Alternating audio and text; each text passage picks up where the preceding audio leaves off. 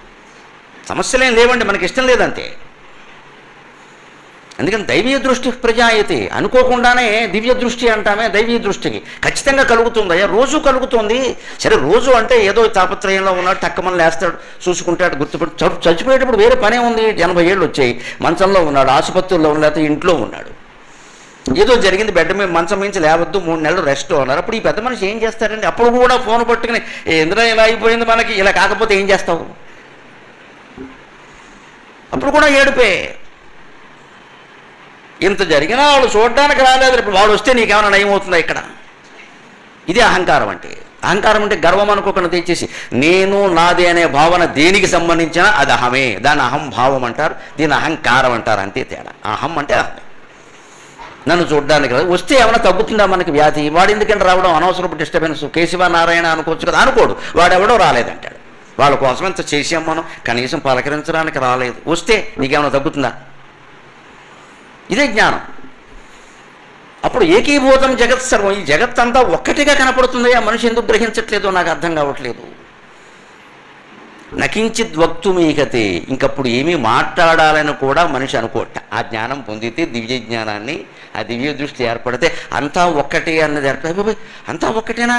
భార్య అనుకున్నా, భర్త అనుకున్నా, పిల్లలు అనుకున్నా, నేను అనుకున్నా, నా ఆస్తి, ఇదంతా ఏం లేదా? అంతా మిథ్య, ఒట్టి కళ కోసమా నేనంత చచ్చాను ఇదంతా ఇన్నేళ్ల పాటు? అయ్యి బాబోయ్, ఎంత తప్పు అయిపోయింది, ఎంత తప్పు అయిపోయింది అని వెంటనే తెలుసుకుంటాడయ్యా.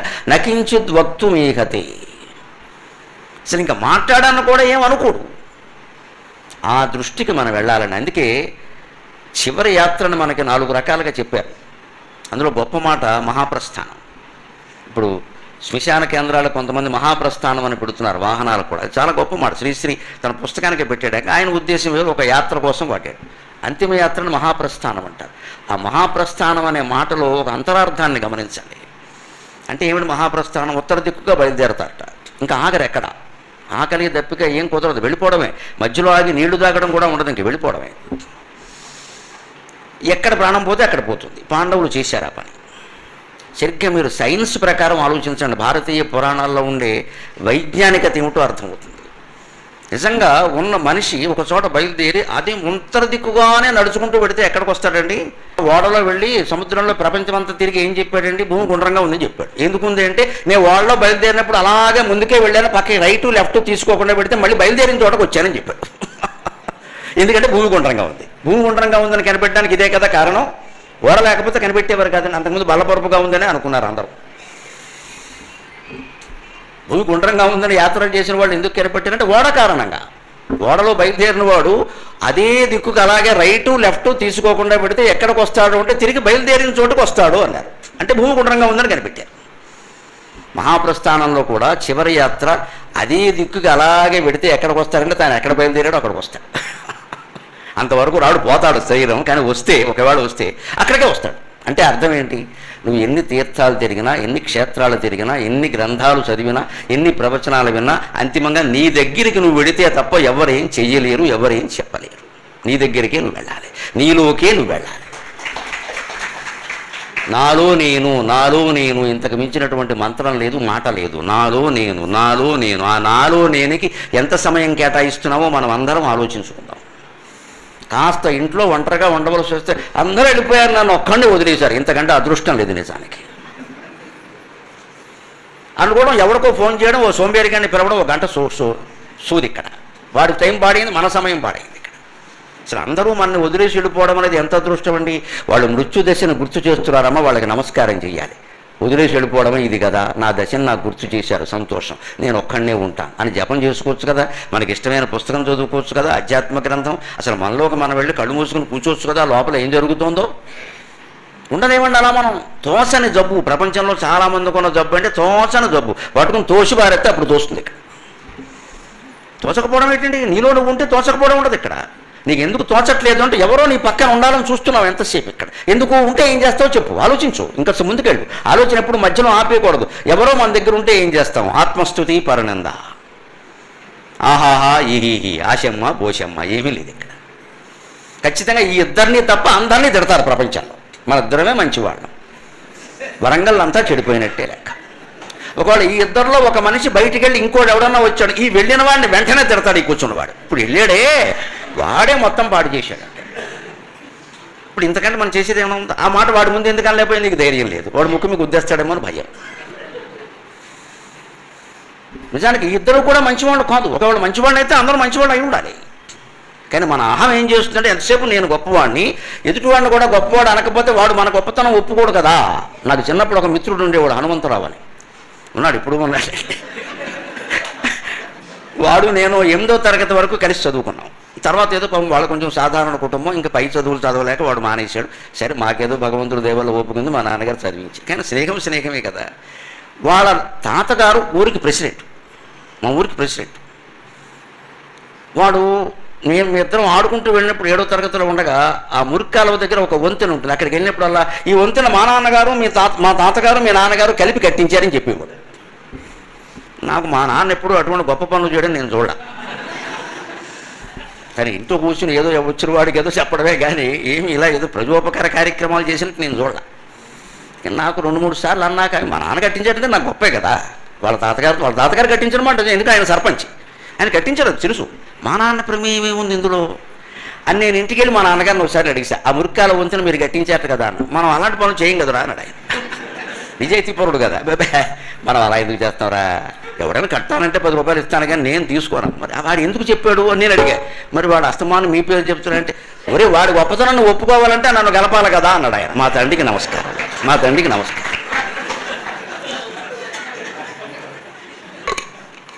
ఓ మనుషులు మన్ని కూడా ఎందుకు కలుపుతారు అంటే వాడి గొప్పతనం మనం ఒప్పుకోవడం కోసం. మా నాన్నగారి పేరు కలపకపోతే వాడి తాతగారి గొప్పతనం నేను ఎందుకు ఒప్పుకుంటా? నువ్వు ఇలాగే చెప్తావురా గొప్పలంట. మమ్మల్ని కూడా కల్పిస్తే ఇంకా మాట్లాడంగా. ఇది మానవ మనస్తత్వం అండి.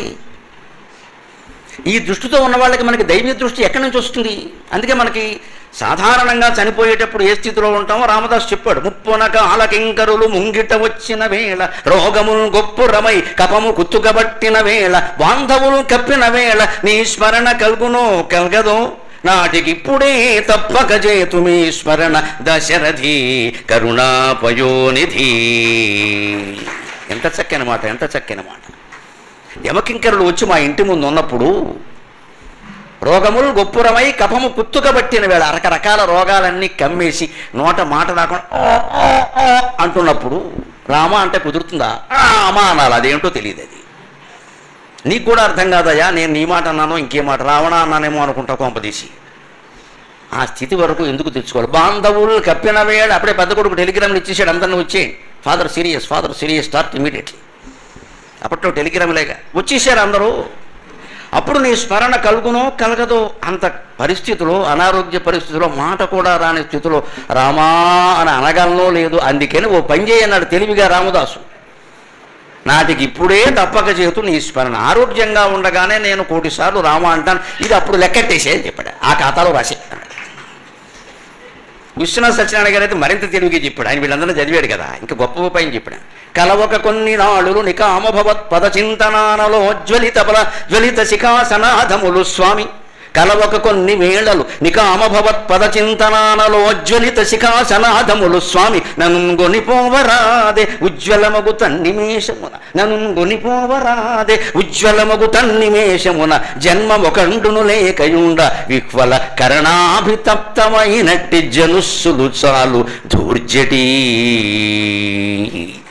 రామదాసు కంటే తెలివిగా చెప్పాడు. ఇప్పుడు చేస్తాను నీ స్మరణ, ఆ ఖాతాలో రాసుకొని. ఆయన చెబితే ఈయనేమన్నాడు, నేను అసలు చేయను అన్నాడు. నాకు కుదరదయా, 200 పుస్తకాలు రాయాలి నేను నువ్వు స్మరిస్తూ కూర్చోమంటే నాకెక్కడ కుదరని 200 రాశాడు. నిజంగానే 200 పుస్తకాలు రాశాడు.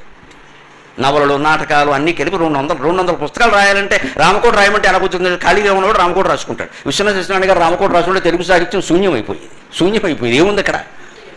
అటువంటి వాడు రామకోట రాయకూడదు. ఖాళీగా ఉన్నవాడు రాసుకోవాలి, కానీ ఏ పని చేయగలిగిన వాడు ఆ పని చేయాలి. అందుకని నేను అవన్నీ చేయమంటే నాకు కుదరదని అన్నాడు. అయినా పడుకునేటప్పుడు, మా ఆవిడతో తగాదా వచ్చినప్పుడు, ఏదైనా చికాకు వచ్చినప్పుడు రామా అంటాను కదా, అప్పుడు నన్ను తీసుకెళ్ళిపో అన్నాడు. ఇది మహాత్యాగం. కలవక కొన్ని వేళలు నికామభవత్ పదచింతనాలలో అజ్వలిత శిఖాసనాధములు స్వామి. ఎప్పుడో అప్పుడు నీరసంతోనో, ఆయాసంతోనో, కోపంతోనో, పాపంతోనో రామా అంటాను కదా, నమశివాయ అంటాను కదా, అప్పుడు తీసుకెళ్ళిపోమన్నాడు. ఇది మహాత్యాగం అండి. లోకంలో ఆయనకి జ్ఞానపీఠ పురస్కారం వచ్చి అంత గౌరవం పొందుతూ ప్రతి సభలో ఆయన వచ్చారంటే ఆహా ఓహో అనేవాళ్ళు అందరినీ పెట్టుకుని ఆయన మృత్యువుకు సిద్ధంగా ఉన్నాడు. నేను ఎప్పుడో నమశివాయ అంటాను కదా, అప్పుడు తీసుకెళ్ళిపో, నేనేమైనా వద్దనానా అన్నాడు ఆయన. నన్ను గొనిపోవరా అది ఉజ్వలమగుత నిమేషమున ఆ నమశివాయ అనేటప్పుడు నువ్వు తీసుకెళ్ళిపోయే భారం ఆయన మీద పెట్టాడు. నేను ఎత్తి మీద తేలుందంటే నీ చేత్తో తీసేయ. నేను అన్నాం, నాకు అనాలన్న గొడవ ఎక్కడుందయా, నా అంతే ఎందుకు వచ్చింది. ఎప్పుడో ఒకప్పుడు అంటాను కదా, స్నానం చేసే 3 నీళ్ళు ఎత్తి మీద పోదామా శివ అంటా, అళ్ళకి వెళ్ళిపో, స్నానాల గదిలో పడిపోతాం, గొడవ వదిలిపోయి తీసుకెళ్ళిపో. నన్ను గొనిపోవరా అదే ఉజ్వలమగు తన్నిమేషమున జన్మం ఒకండును లేకుండా ఒక్కటే సరితో మళ్ళీ జన్మ పెట్టద్దు. 200 పుస్తకాలు రాయలేను నేను మళ్ళీ, ఎప్పటికే రాసినవి ఎవడో చదువుతాడో తెలియదు, ఏదో రాశాం.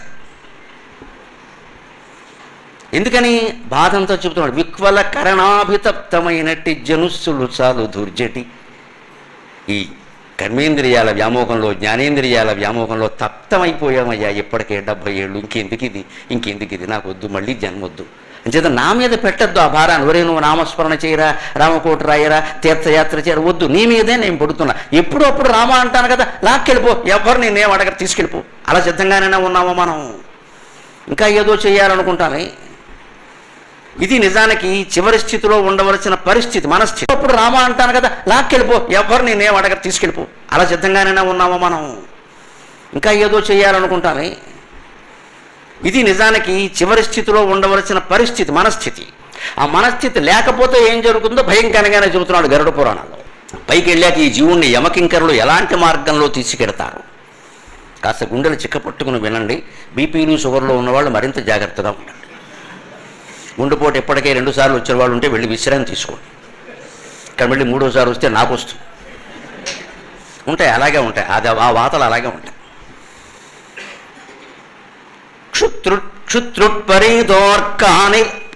క్షుత్రుట్పరీదోర్క దవానిలానిలైః సంతప్యమాన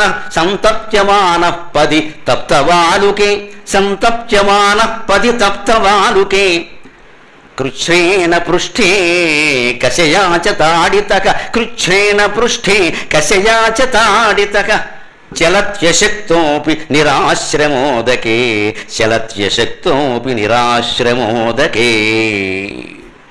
ఎటువంటి భయంకరమైన మార్గంలో పెడతాం మనం చనిపోయిన తర్వాత. ఈలోగే దివ్యజ్ఞానం పొందకపోతే వచ్చే ప్రమాదం ఏమిటంటే, ఆ మార్గం ఎలా ఉంటుంది, క్షుత్ భయంకరమైన ఆకలి ఉంటుంది, అన్నం ఎవడు పెట్టాడు, ఇంత మెతుకు కూడా దొరకదు. త్రుట్టు దాహం వేస్తుంటుంది, గొంతు ఎండిపోతూ ఉంటుంది, యమకింకర్లు కొడతారు, చుక్క మంచినీళ్ళు ఇవ్వరు. అక్కడ అన్నదానాలు, చలివేంద్రాలు, సత్రాలు ఉండవు. ఆ మార్గంలో ఎవరు ఉండరు. ఎందుకంటే అక్కడ చలివేంద్రాలు ఏర్పాటు చేసేవాళ్ళు ఎవరు లేరు, వాళ్ళు ఎవరికి ఓట్లు అక్కర్లేదు, ఎవరు చేయరు.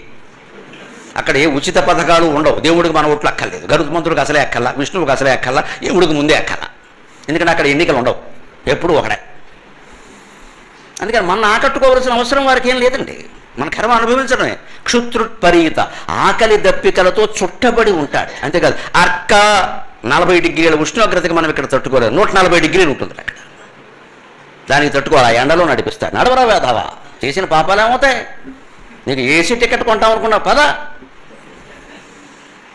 అర్క దవానల దావాగ్ని, మండిపోయేటువంటి దావాగ్ని మధ్యలోంచి నడిపిస్తారు. అనిల విపరీతమైన వేడి గాలి, సంతప్యమానగా వీటితోటి తప్పించిపోతూ ఉంటాడు జీవి. పది మార్గంలో, పైగా తప్తవాలుకే బాగా ఎండవేడికి వేడెక్కిపోతున్న ఇసుక మీద నడిపిస్తా. ఇక్కడ నేషనల్ హైవేలు, స్టేట్ హైవేలు ఉండవు, ఇసుక మీద నడిపిస్తా. వేడి ఇసుక కారిపోతూ ఉంటుంది ఆ ఇసుక, అటువంటి ఇసుక మీద నడిపిస్తాడు. పైగా మామూలుగా నడక కాదు, ఇక్కడ కృచ్ఛ్రేణ పృష్ఠే కశయాచతాడితక, కాస్త నెమ్మదిగా నడుస్తుంటే వెనకాల కొరడాలు పెట్టి కొడతారు, పిల్ల మీద కొడతారు. కదులో ఇంకా బోర్డు దూరం ఉంది, ఎవరు నడుస్తాడు, నీ గురించి మేము నడుస్తున్నాం, అక్కడ మాకు జీతాలు తీసుకున్న కర్మ, మేము పుణ్యాత్మలు అంటున్నారు. మన కోసం వాళ్ళు నడవాలిగా. మీ గురించి మేము నడుస్తున్నాం, కర్మలరా యథోపాపాలన్నీ చేస్తారు, ఇక్కడికి వస్తారు, చచ్చిపోతున్నాం, ఇక్కడ మాకు విముక్తి లేదు. అందుకని కొడుతూ ఉంటారు వెనకాల కొరడాలతో. దీనికి సిద్ధంగా ఉన్నామండి, ఉంటే పాపాలు చేద్దామండి. ఎవడాస్తి ఆక్రమించాలో, ఏ బలహీన వర్గాల స్థలాలు ఆక్రమించాలో ఇప్పుడు నిర్ణయించుకుందాం. ఏ వితంతు సొమ్ము లాగేయాలో, మనం చేసే పనులు ఇవే కదా. వాటికి శిక్షలు ఇలా ఉంటాయి. ముందు మార్గమే కఠినంగా ఉంటుంది. పతి తప్తవాలుకే కృచ్ఛ్రేణ పృష్ఠే కశయాచ తాడితగా చలతి అశక్తోపి, నడవడానికి శక్తి ఉండదు, కింద పడిపోతూ ఉంటాడు, కానీ నడవాలి తప్పదు. వెనకాల కొడుతున్నారుగా. నిరాశ్రమ ఉదకే, పచ్చి మంచినీళ్లు కూడా పుట్టని చోట, నిరాశ్రమ చెట్టు నీడ కూడా లేని చోటకి నడిపిస్తాడు. సిద్ధంగా ఉన్నావా? అప్పుడు ఏడవక తప్పదు. అప్పుడు జీవుడు ఏమంటాడంటే, అజ్జ బాబోయ్, మా ఊళ్ళో మా పక్కనే ఉందండి గుడి, ఒక్కరోజు కూడా వెళ్ళలేదు నేను. అప్పుడు ఎలా ఏడుస్తాడో శంకరాచార్య కరావలంబ స్తోత్రంలో చెబుతారు. లక్ష్మీ నృసింహ కరావలంబ స్తోత్రంలో, బద్ధ్వా గళే యమభటా బహుతర్జయంతక కర్షంతి యత్ర భవపాశశతైర్యుతం మాం, బద్ధ్వా గళే యమభటా బహుతర్జయంతక కర్షంతి యత్ర భవపాశశతైర్యుతం మాం, ఏకాకినం పరవశం చకితం దయాళో, ఏకాకినం పరవశం చకితం దయాళో, లక్ష్మీ నృసింహ మమ దేహి కరావలం, హే లక్ష్మీ నృసింహ మమ దేహి కరావలంబం. ఆ జీవుడు ఆర్తి అంతా పట్టుకుని రాశాడు ఆయన కరావలంబ స్తోత్రంలో. 17 శ్లోకాలు ఉంటాయి. మొత్తం జీవితాన్ని వర్ణించాడు. సంసార సంసార సంసార, ప్రతిదీ సంసార అనే మాటతో మొదలవుతుంది. ఈ యథవయాత్ర అంతా ముగించుకుని అక్కడికి వెడితే మనకు దొరికేది బద్ధ్వా గళే యమభట, ఈ పీక పట్టుకుంటారు వాళ్ళు. బహుతర్జయంతగా బెదిరిస్తారు. దీనికి తర్జని అని పేరు, చూపుడు వేలికి బెదిరిస్తారు కాబట్టి ఈ చేత్తోనే బెదిరిస్తాడు. ఇలా బెదిరిస్తే ఎవడో వెండం, చిటికిన వేలితో బెదిరిస్తే పో పక్కకంటాడు, ఇలా బెదిరిస్తాడు. అందుకే దీన్ని తర్జని అంట. ఈ భూలోకంలో ఉండగానే మనం ఈ తర్జనిని ఎవరినో బెదిరించడానికి కాకుండా ఎవరి కన్నీళ్ళు తుడవడానికి ఉపయోగిస్తే అక్కడ బెదిరించడం ఉండదండి. భగవంతుడు చూపుడు వేలు ఇచ్చింది ఎవరినో బెదిరించడానికి కాదు, బాధపడుతున్న వాళ్ళ కన్నీళ్లు తుడవడానికి. మీరు గమనించండి, కన్నీళ్లు కూడా చూపుడు వేలుతోనే తుడుస్తాం, బొట్టన వేలుతోనూ చిటికిన వేలుతో తుడవం. దీన్ని ఎలా ఉపయోగించాలో మనం నేర్చుకోవాలి. ఉన్నది బెదిరించడానిక మాటిమాటికి ఏం చేసేస్తావు నువ్వు? నీ శక్తి ఎంత, నీ సంపద ఎంత, నీ అధికారం ఎంత, అది అన్నాళ్ళు ఉంటుంది. ఎవరిని ఏం చేస్తావు ఇక్కడ? ఎందుకు ఆ బెదిరింపులు? కాస్త పదవి వస్తే చాలు, మనకి ఎవరికి ఒళ్ళు తెలియదండి. ఇక్కడ కాస్త 10 రూపాయలు డబ్బులు పెరిగితే చాలు ఎవరికి డొక్కలో పొడుస్తూ ఉంటుందండి. ఎంతమందిని బెదిరిస్తామో. ఇంకా నేను అనుకుంటే వరంగల్ అంతా కొనేస్తా అనుకోవు కదా, అనుకునే వరకు ఉండాలి కదా అక్కడ. ఈ అహంకారమే పోవాలి. ఈ చూపుడు వేలు ఉన్నది బాధపడుతున్న వాళ్ళ కన్నీళ్లు తోడవడానికి కానీ బెదిరించడానికి కాదండి. మనం బెదిరించామనుకో వాళ్ళు అంతకన్నా గొప్పగా బెదిరిస్తారు. అక్కడ బహుతర్జయంత, నీకంటే 10 వేళ్ళు ఎక్కువ పెట్టి బెదిరిస్తారు. కర్షంతి యత్ర, కొడతారు కొరడాలతో. భవపాశ శతైర్యుతం మాం, ఈ జీవితానికి సంబంధించిన వాసనలన్నీ ఉంటాయి కదా. ఇంకా పిల్లలకి ఏదో చేయలేకపోయా, అనుకున్నట్టుగా సంపాదించలేకపోయా, నా జీవితంలో పెద్ద పదవి పొందాలనుకున్నా అది ఒక్కటే నాకు లోటు, పొందలేకపోయా. లేకపోతే సొంత ఇంట్లో పోవాలనుకున్నా పోవలేకపోయా. పోయిన తర్వాత ఎక్కడ పోతే ఏముందా? అది సొంత లేతే పరాయి లేటే. ఈ కాంక్షలన్నీ మనుషులకు ఉంటాయే, ఉంటే తీర్చుకోవాలి, లేదు వదిలేయాలి వాటిని. మృతి చెందే కాలం నాటికి ఏ కాంక్ష ఉండకూడదు. ఈ వాసన ఉందంటే పట్టేస్తుంది అక్కడ. భవపాశశతై, ఈ జీవితానికి సంబంధించిన పాశాలు కొన్ని 100 ఉంటాయి. వాటిని తెంచుకోమంటే ఏం చెప్పారు? రాగస్వరూప భాషాఢ్య క్రోధాకారాంకుశోజ్వల అన్నారు లలితా సహస్రంలో. నువ్వు పెంచుకున్న ప్రతి ఇష్టం నీకు పాశ్యమైపోతుందని అర్థం. రాగస్వరూప భాషాఢ్య అంటే అర్థం అది. రాగం అంటే ఇష్టం, ద్వేషం అంటే వ్యతిరేకత. రాగం ఉంటేనే ద్వేషం ఉంటుంది. ద్వేషం వద్దని చెబుతారు చాలామంది, పొరపాటు. రాగం కూడా వద్దు. ద్వేషం ఉండకుండా ఉండాలంటే ఎవరి మీద, ఏ విషయం మీద మనకి ఇష్టం కూడా ఉండకూడదు, వదిలేయాలి. క్రమంగా వయస్సు పెరుగుతున్నప్పుడైనా వదిలేయాలి. 25 ఏళ్ళ వాళ్ళకి, 30 ఏళ్ళ వాళ్ళకి ఇష్టాలు ఉండి 90 ఏళ్ళు వచ్చి ఇష్టం ఏంటంటే నా తలక ఇంకా జీవితమే కష్టమైపోతుంటాయి. ఇక్కడ ఏం పెడితే అది తినాలి, రామకృష్ణ అనుకుంటూ కూర్చోవాలి, అయిపోయింది అక్కడ. ఏది పెట్టారో అదే ఇష్టం అంటే మళ్ళీ పెడతారు, లేకపోతే అది కూడా పెట్టారు. నాకు ఇది ఇష్టం లేదు అంటే ఓ వండుకో అంటారు, అంతే. ఎందుకు ఈ మానుకోవాలి? అప్పుడు కూడా మానుకోలేకపోతే పైకి వెళ్ళాక ఇవే భవపాశశతైర్యుతం. ఈ జీవితానికి సంబంధించిన రకరకాల బంధాల రూపంలో వ్యాపారాలు, రాజకీయాలు, సంసారాలు, బంధువులు, లేకపోతే ఇంక బాధ్యతలు, బరువులు ఏవో పెంచుకుంటూ ఉంటాం కదా. ఇంకా మనం ఏదో పొందలేకపోయాం, ఇవే వాసనలు. ఈ వాసన పట్టేస్తుంది మనసుకి. ఆ వాసన మనస్సులో ఉంటుంది, శరీరంలో ఉండదు. అది వాసన ఎప్పుడు మనస్సులో ఉంటుంది. అందుకే వాసన రూపంలో కళలు కూడా వస్తాయి మనకి. రాత్రి మన వాసనలే, మన బంధాలే మన కళ రూపంలో వస్తాయి. అంటే మనం పోయినా కూడా మనస్సు ఉంటుంది, శరీరం ఉండదు. కానీ శరీరం ఎక్కడ ఉంటుంది, మనస్సు అక్కడే ఉంది. అందుకని మనస్సులో వాసనలు ఉంటాయి ఖచ్చితంగా. పైగా వాసనలను తీసుకెళ్లేది ఏది? గాలి. మనస్సు అంటే గాలి అనండి, ఆలోచించండి దయచేసి. మనస్సుతో ఏదైనా ఆలోచన చేసేటప్పుడు ప్రయోగం చేయండి. శంకరాచార్య జిడ్డు కృష్ణమూర్తి గారు చెబుతాడు ఆ ప్రయోగం. మనస్సులో ఏదైనా ఆలోచించేటప్పుడు ఆలోచన ఎక్కడొస్తుందో గమనించండి. అది వాయువు అని అర్థమైపోతుంది. జపం చేసినా ఆలోచన చేసినా మనసుతో చేసామనుకోండి, పెదవులు కదల్చకుండా, పైకి కూడా అనకుండా, పెదవులు కూడా కదల్చకుండా లోపలే జపం చేసాం. లేదు ఏదో ఆలోచించాం, ఏ ఆలోచిస్తున్నప్పుడు ఏం మాట్లాడకుండా కళ్ళు మూసుకుని ఆలోచన ఎక్కడ సాగుతుందో చూడండి. ఖచ్చితంగా ఈ గొంతు నుంచి ఇక్కడ వరకు ఇలా పైకి కిందికి నడుస్తూ ఉంటుంది. అంచేది ఆలోచన వాయువు. ఆలోచన అంటే వాసన. మనస్సుకు మూలం ప్రాణం, అన్నమయ కోసం, ప్రాణమయ కోసం, మనోమయ కోసం. పైది ఎక్కడి నుంచి వస్తుంది? కింద దాని మీద వస్తుంది. కింద దాని మీద వస్తుంది. అందుకని కింద ప్రాణం ఉండబట్టి పైన మనస్సు వచ్చింది. ప్రాణం లేకపోతే మనస్సు ఉండదు. అంచేత ప్రాణాయామం చేస్తే మనస్సు నెమ్మదిస్తుంది. ప్రాణాయామంలో గొప్పతనం ప్రాణ ఆయామం అంటే ప్రాణవాయువుని వెడల్పు చేయడం. ఆయామం అంటే వెడల్పు. ఏదో ఒక 10 సెకండ్లో పీల్చే గాలిని 10 నిమిషాల్లో పీల్చగలిగామనుకోండి యోగాభ్యాసం చేసి, మన ఆయుర్దాయం 10 నిమిషాలు పెరిగిపోయినట్టే. అందుకే నిత్యము ప్రాణాయామం చేసే వ్యక్తులకి ఆయుర్దాయం నిర్ధారించడం కుదరదు. 10 ఏళ్ళు పెరుగుతుంది వాళ్ళ ఆయుర్దాయం. 10 ఏళ్ళు పెరుగుతుంది. ఆయుర్దాయం నిర్ధారింపబడి ఉండదండి. జ్యోతిష్ శాస్త్రంలో అంకెలు చెబుతారు. ఎందుకంటే మనకు అర్థం కావాలి కాబట్టి. ఆయుర్దాయం ఎలా ఉంటుందంటే మనం పీల్చే వాయువు, వదిలే వాయువు, ఉచ్ఛ్వాస నిశ్వాస లెక్క. అవి నిమిషానికి 15 సుమారుగా, గంటకి 900, రోజుకి 21,600 సుమారుగా. అది ఇందులో మనకి బీపీ వచ్చి అన్నావు అనుకో, పోయింది. 1000 ఎక్కువ పీల్చావు, ముందే పోతాం. అందుకే కోపం తెచ్చుకోకుండా చూసుకోవాలి. లేదు నిరాశకులైనా హీ అన్నావు అనుకో, అదో 1000 పోయాయి. నువ్వు పెళ్లి కోసం చెక్కు రాసినా, తద్దినం కోసం చెక్కు రాసినా బ్యాంకు వాళ్ళు కట్ చేస్తారు. పెళ్లి శుభకార్యం అంటే ఆయనకు సంబంధం లేదు, కట్ చేస్తారు. ఉచ్ఛ్వాస నిశ్వాసాలు అంతే. శుభాశుభాలతో బ్యాంకు వాడికి ఏం సంబంధం? నువ్వు చెక్కు రాసావు, కట్ చేశారు. నువ్వు గాలి పీల్చావు, కట్ చేస్తారు. అయితే ఎక్కువ అనవలసిన అవసరం లేకుండా మనమే చూసుకోవాలి. ఆవేశాలు రాకుండా, కోపతాపాలు రాకుండా, నిరాశ నిస్పృహలు లేకుండా ప్రతిదీ తేలిగ్గా తీసుకుంటే మనిషి 80 ఏళ్ళు బతుకుతారని జాతకాలు చెప్పిన వాళ్ళు చెబితే 90 ఏళ్ళు బతుకుతాడు. అనుమానం లేదు. అతను ఈలోపు పెంట తెచ్చిపెట్టుకుని నెత్తి మీద బొట్ట పెట్టుకుంటే 30 ఏళ్ళకి పోతాడు. ఆయుర్దాయం పెరుగుతుంది, తరుగుతుంది అనడంలో పుణ్యం చేస్తే ఆయుర్దాయం పెరుగుతుంది. పుణ్యం అంటే మంచి పని కదా, మంచి పని చేసి ప్రశాంతంగా ఉన్నావు. పాపం చేస్తే ఆయుర్దాయం తరుగుతుంది. ఎందుకు తరుగుతుంది? పాపం చేయడం వల్ల వాడు ఉద్వేగంతో ఉంటాడు. పాపం ఎవడు చేసి తిన్నగా ఉండలేడంటే మనం అనుకుంటాం. వాడు సుఖంగా ఎప్పటికీ ఉండడు. వాడు ఆలోచన వాడికి ఉంది అక్కడ. వాడు చస్తున్నాడు భయపడి. ఎప్పుడు దీన్ని అనుభవించాల్సి వస్తుంది. వాడు సుఖంగా ఎలా ఉంటాడంటే మనకు కనిపిస్తున్నాడు సుఖంగా. వాడు ఉండడు, వాడికి నిద్ర పట్టదు, వాడికి తిండి తినలేడు, వాడు సంసార సౌఖ్యాలు ఏమీ అనుభవించలేడు. పాపాత్ముడు ఎవడు అనుభవించలేడు. అక్రమంగా సంపాదించిన వాడు ఎవడు వేళకి అన్నం తినడు, సుఖంగా నిద్రపోడు. ఈ రెండూ లేనప్పుడు వాడు దేనికని వాడు సంపాదన పని లేక. మనకి ఇంకా సక్రమమే ఎక్కువ, మళ్ళీ అక్రమం దేనికి ఇక్కడ. ఇప్పుడు మనం సుఖంగా ఉంటున్నామా లేదా అన్నారు ఒకటే, 2 ఉదాహరణ. తిన్న అన్నం 2 గంటల్లో అరిగిపోవాలి, పడుకున్నామంటే 2 నిమిషాల్లో నిద్ర పట్టాలి. ఈ 2 ఉన్నవాడికి నోబెల్ బహుమతి ఖాయం, శాంతి బహుమతి ఖాయం. వాడు శాంతంగా ఉంటాడు.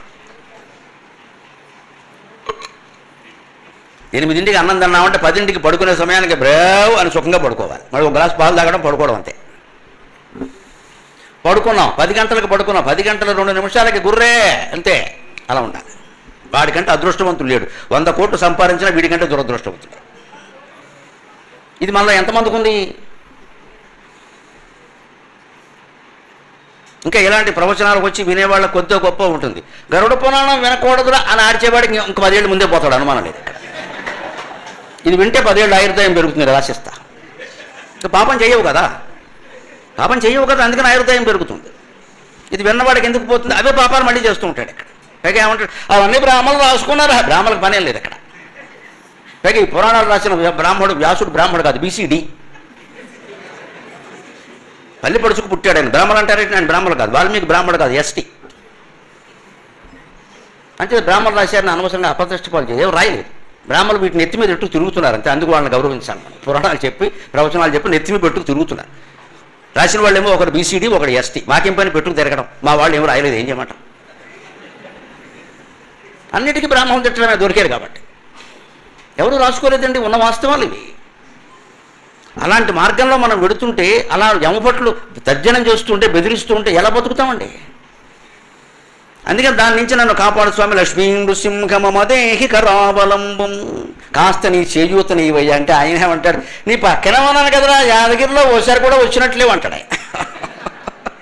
ఇప్పుడు వెళ్ళం మనం. ఒకవేళ వెళ్ళినా కూడా మొక్కుకుని పెడతాం, గొప్ప కోసం పెడతాం, ఏదో చేస్తాం, కానీ నిజంగా జ్ఞానం కోసం వెళ్ళాం. జ్ఞానం కోసం అయితే నువ్వు యాదగిరి వెళ్ళక్కల, నీ ఇంట్లో కూర్చున్నా చాలు, అనుమానం లేదు. నీ ఇంట్లో కూర్చున్నా చాలు. నీ ఇంట్లో లక్ష్మీ నృసింహస్వామి లేడా? ఓ చిత్రపటం లేదా? నువ్వు కూర్చున్నావు ఎప్పుడైనా? దానికి బొట్టెట్టో పారిపోయావు అంతే. దానికి శాలువా కప్పేసి, దానికి బొట్టెట్టేసి, ఎందుకు ఇవన్నీ పని లేక? దేవుడు చూడనప్పుడు ఇవన్నీ దేనికండి? ఇంట్లో పూజా మందిరంలో ఫోటోలు విగ్రహాలు ఉన్నాయంటే పువ్వులు వేయడం నైవేద్యాలు వేయడం కాదండి. అక్కడ కూర్చుని ఒక్కో విగ్రహాన్ని అరగంట సేపు చూడండి, 24 గంటల్లో మోక్షం వస్తుంది. మనం చూడం. దానికి ఇది పామేసి అది తొండమో తోకో తెలియకుండా హారతి ఇచ్చేసి మనం బయటికి వెళ్ళిపోతాం. మళ్ళీ ఈ హారతులకి పుణ్యాలు మనమే కల్పిస్తాం. ఇక్కడ దానికి ఎంత దేనికి ఏ పుణ్యాలు లేవమ్మా. నువ్వు విగ్రహాలకు ఎంత చేసినా కూడా నీ మనస్సు నిగ్రహంగా ఉందా లేదా అనేది ముఖ్యం. ఇక్కడ అది లేనప్పుడు ఇవన్నీ దండగా. నువ్వు ఎన్ని హారతులు ఇచ్చినా ఒకటే, ఎన్ని పువ్వులు పెట్టినా ఒకటే. అదే గ్రహించుకోగలగాలి మనం. 36 విగ్రహాలు పట్టినా 36 పువ్వులు తోటలోంచి కోసి పట్టుకొచ్చి అక్కడ పెట్టేయడం ఎంతకంటే అజ్ఞానం లేదు. ఇక్కడ ఆ పువ్వులు తోటలో ఉంటే తోట ఎంత అందంగా ఉందండి. ఆ వీధంతా వాతావరణం బాగుంటుంది కదండి. అసలు మనకి అది నచ్చదు. మన దేవుడే బాగుండాలి, వీధి పాడైపోవాలి. ఇందుకోసం పూలు దొంగతనం కూడా చేసి పట్టుకురావాలి. పొద్దున్నే పూల పుట్టేసుకు బయలుదేరతాడు అప్పుడు పూల దొంగ. వీడు కుక్కై పుడతాడని భారతంలో చెప్పారు. పూలు దొంగతనం చేస్తే కుక్కై పుడతాడు. నీ పూలు నువ్వు కోయడమే తప్పయ్యా అంటే వాళ్ళ పూలకు వస్తా వెళ్ళి. ఇక్కడ పైగా వ్యథో వ్యాఖ్యానం ఏమిటంటే ఆ పూలు దేవుడి మీద పెడితే వారికి పుణ్యం. ఎవరు చెప్పారు చెప్పు, ఎక్కడుందో వీడు చెప్పేస్తాడు. నీకేదో చెయ్యాలన్నది దానికోసం నీ ఇష్టం వచ్చినవని చేస్తావు. ఇక్కడ సమాజం పాడైపోతుంది. ఇక్కడ ఇప్పటికే పర్యావరణం నాశనమైంది. పూల మొక్కలు పూలు కొయ్యకూడదండి. 1,00,000 పువ్వులు 1,00,000 మొక్కలకు ఉంటే ఆ తల్లి ఎంత ఆనందిస్తుందండి. తల్లికి బిడ్డలే కదా పువ్వులు అంటే. మన బిడ్డల ముక్కు గిల్లితే మనం ఊరుకుంటామా? 1,00,000 పూలు 1,00,000 పూలు ఎలా కోసేస్తారండి? చేతులా గొడ్డళ్ళ. అవి మాట్లాడలేవు కాబట్టి మనం కోసేస్తాం అంతే. ఇక్కడ పైగా దీని గొప్పలు చెప్పవు. ఇక్కడ 1,00,000 చామంతులతో పూజ అమ్మవారు చేపిస్తుందమ్మా. పిచ్చి పనులు చేయకండి. 1,00,000 చామంతులు ఆవిడకి అవసరంలా. నువ్వు పరిశుద్ధంగా ఉండవు, ఆవిడకి కావాలి. అది మనకి చేత కాదు కాబట్టి ఇవన్నీ చేస్తాం. నువ్వు ఇంట్లో అందరినీ గౌరవించు. ఆడపడుచు కొట్టోడు కోళ్ళు భేదాలు లేకుండా ఉండండి. అది కావాలి. 1,00,000 చామంతులు ఆవిడికి దేనికమ్మా? చెంపక సోగ పున్నాగ సౌగంధి గల సత్కచ. ఆవిడకి నువ్వేం పెడతావు? ఇక్కడ ఆవిడ జడలో బోర్డు పూలు ఉన్నాయి. నువ్వేంటి పెట్టేది? బోడి చామంతి. అక్కడి నుంచి ఆ చామంతి పూల కోసం నాకు మొదటి పువ్వు ఇచ్చారు, నాకు కాళ్ళ దగ్గర పువ్వు ఇచ్చారు, నాకు వేళ్ళ దగ్గర పువ్వు. దీనికో లెక్క. ఎంత అజ్ఞానం భయంకరంగా వ్యాపించిందో. కాళ్ళ దగ్గర పువ్వుకో ఫలితం, వేళ్ళ దగ్గర పువ్వుకో ఫలితం ఉంటుందా? ఇదంతా అమ్మవారికి చిక్కగా ఉంది. గుళ్ళో తీసిపారేని సంత అంటుంది. ఇవి మళ్ళీ తీయడానికి శంకర్ రేపు మంగళవారం తీకో శుక్రవారం ఎవడు పెట్టమన్నా నిన్ను? ఇది చేసేది మనమే, అది చేసేది మనమే. మనస్సును పరిశుద్ధంగా ఉంచుకోమంటే అది మన వల్ల అవుతుంది. అవుతుంది, మనకి ఇష్టం లేదని చెప్పు. అవుతుంది, ఖచ్చితంగా అవుతుంది. ఇంతకంటే తేలిగ్గా అవుతుంది. 1,00,000 పువ్వులు కోయడం కంటే మనస్సును గ్రహించుకోవడం చాలా తేలిక. మనం చెయ్యం. ఎందుకంటే వీ డోంట్ లైక్. మనకి ఇష్టం లేదు. మన కుళ్ళు బుద్ధి ఇలాగే ఉండాలి. మనకు తిట్టడానికి, మనం అణగదొక్కడానికి ఎప్పుడూ ఒక కులమో, ఒక వర్గమో, ఒక మనిషో ఇంట బయట ఉండాలి. మన పెత్తనం సాగాలి, మన అహంకారం సాగాలి. కానీ దేవుడు మనని కరుణించాలి. Both are not possible madam. ఎప్పుడు పాసిబుల్ కాదు. అది నీ అహంకారం సావనంత వరకు నీకు కుదరదు. ఇది ఈ రెండు ఓ చోట ఇమ్మడవండి. ఇక్కడ మన అహంకారం మనకే ఉండాలి. కానీ పువ్వుల వల్ల మోక్షం రాదండి. అలా ఎక్కడ చెప్పలేవు. మనమే సృష్టించుకున్నాం ఇవన్నీ చెప్పే మాటలన్నీ. చెప్పేవాళ్ళు కూడా ఎందుకు చెబుతారంటే చెప్పేవాళ్ళు కూడా జనానికి నచ్చే మాటలు చెప్పాలి. వాళ్ళ కట్నాలు కానుకలు బాగా వస్తాయి కదా. నాకు ఆ కాంక్ష లేదు, అందుకని బద్దలు కొట్టే చెబుతాను. మొహమాటం ఏం లేదు. ఇక్కడ మళ్ళీ పిలవకపోయినా మంచిదే, నాకు హాయిగా ఉంది, ఇబ్బంది లేదు. కానీ ఆశ్చర్యం ఏంటంటే మళ్ళీ పిలుస్తూనే ఉంటా. మీరు డబ్బులు ఇచ్చి తిట్టించుకుంటామంటే నాకేం అభ్యంతరం, హాయిగా తిట్టేసి వెళ్ళిపోతాను. ఇది మీ గొప్ప నా గొప్ప కాదమ్మా. సత్యం యొక్క విలువ అటువంటిది. సత్యం నిన్ను వేటాడుతుంది ఖచ్చితంగా. ఎప్పటికైనా సత్యానికి సమాజం తల వంచవలసిందే. సమాజానికి సత్యం తల వంచదు. ఖచ్చితంగా సత్యమే మిగులుతుంది. చెప్పే మాట సత్యమైనప్పుడు ఎవడేమనుకుంటాడని ఆలోచించాల్సిన అవసరమే లేదు. వినేవాడు వింటాడు, చేసేవాడు చేస్తాడు, లేనివాడు లేదు. తీసిపారేయవన్నీ. మనం చెప్పింది సత్యమా కాదా? వినకున్నాను భూతకితంబు కోరి ఉచ్చరించుడు మాటకు ఈశ్వరుడైన మెచ్చును కదా అంటాడు ఆముక్తమాల చేత మాలదాసాయి. ఎవడు వినకపోయినా సరే సర్వభూతహితాన్ని కోరి నువ్వు చెప్పేటువంటి మాటకి ఈశ్వరుడు మెచ్చుకుంటాడా అన్నాడు. ఈశ్వరుడు మెచ్చుకోబట్టే పద్మశ్రీ వచ్చిందమ్మా. మనం కష్టపడితే రాలేదు. మనం కష్టపడితే వస్తుందా? మనం కాకపడితే వస్తుందా? కష్టపడితే వస్తుందా? ఈశ్వరుడు మెచ్చుకోబట్టే వచ్చింది. లేదా ఢిల్లీ వాళ్ళకి నేనేం చెబుతున్నానో ఏం తెలుసు. అక్కడ మోడీ గారు ఆ రోజు పలకరించడానికి వచ్చి నేను గరికపాటి నరసింహారావు ఫ్రమ్ ఏపీ అంటే ముజే మాలూమ్ ఆప్ రాష్ట్రకి భక్తి భగవాన్కి భక్తి మిల్కర్ బోల్తారు. నీ దాకా ఎలా వచ్చిందయ్యా ఈ వ్యవహారం అనుకున్నాను. రాష్ట్రకి భక్తి భగవాన్కి భక్తి మిల్కర్ బోల్తే మీరు దేశభక్తిని దైవభక్తిని కలిపి చెబుతున్నారు. నాకు తెలిసిందే అనడానికి అంతే. అమ్మవారు చెప్పుకుంటారు. మరి నేను చెప్పానా? అది భగవంతుడు స్పష్టంగా చెప్పాడు భాగవతంలో. నా గురించి ఎవడైనా 10 మందిలో మాట్లాడితే వాడి గురించి నేను దేవలోకంలో మాట్లాడుతా అన్నాడమ్మా. శ్రీకృష్ణుడు చెబుతాడు భాగవతంలో. మన ధర్మం మనం చెయ్యాలి, మనం చెప్పేది మనం చెప్పాలి, మనం చేసేది మనం నిష్కర్షగా చేయాలి. ఫలితాన్ని భగవంతుడు కుదిరేయాలి. అదే భగవద్గీత. ఆ ధైర్యం ఉండాలి మనిషికి.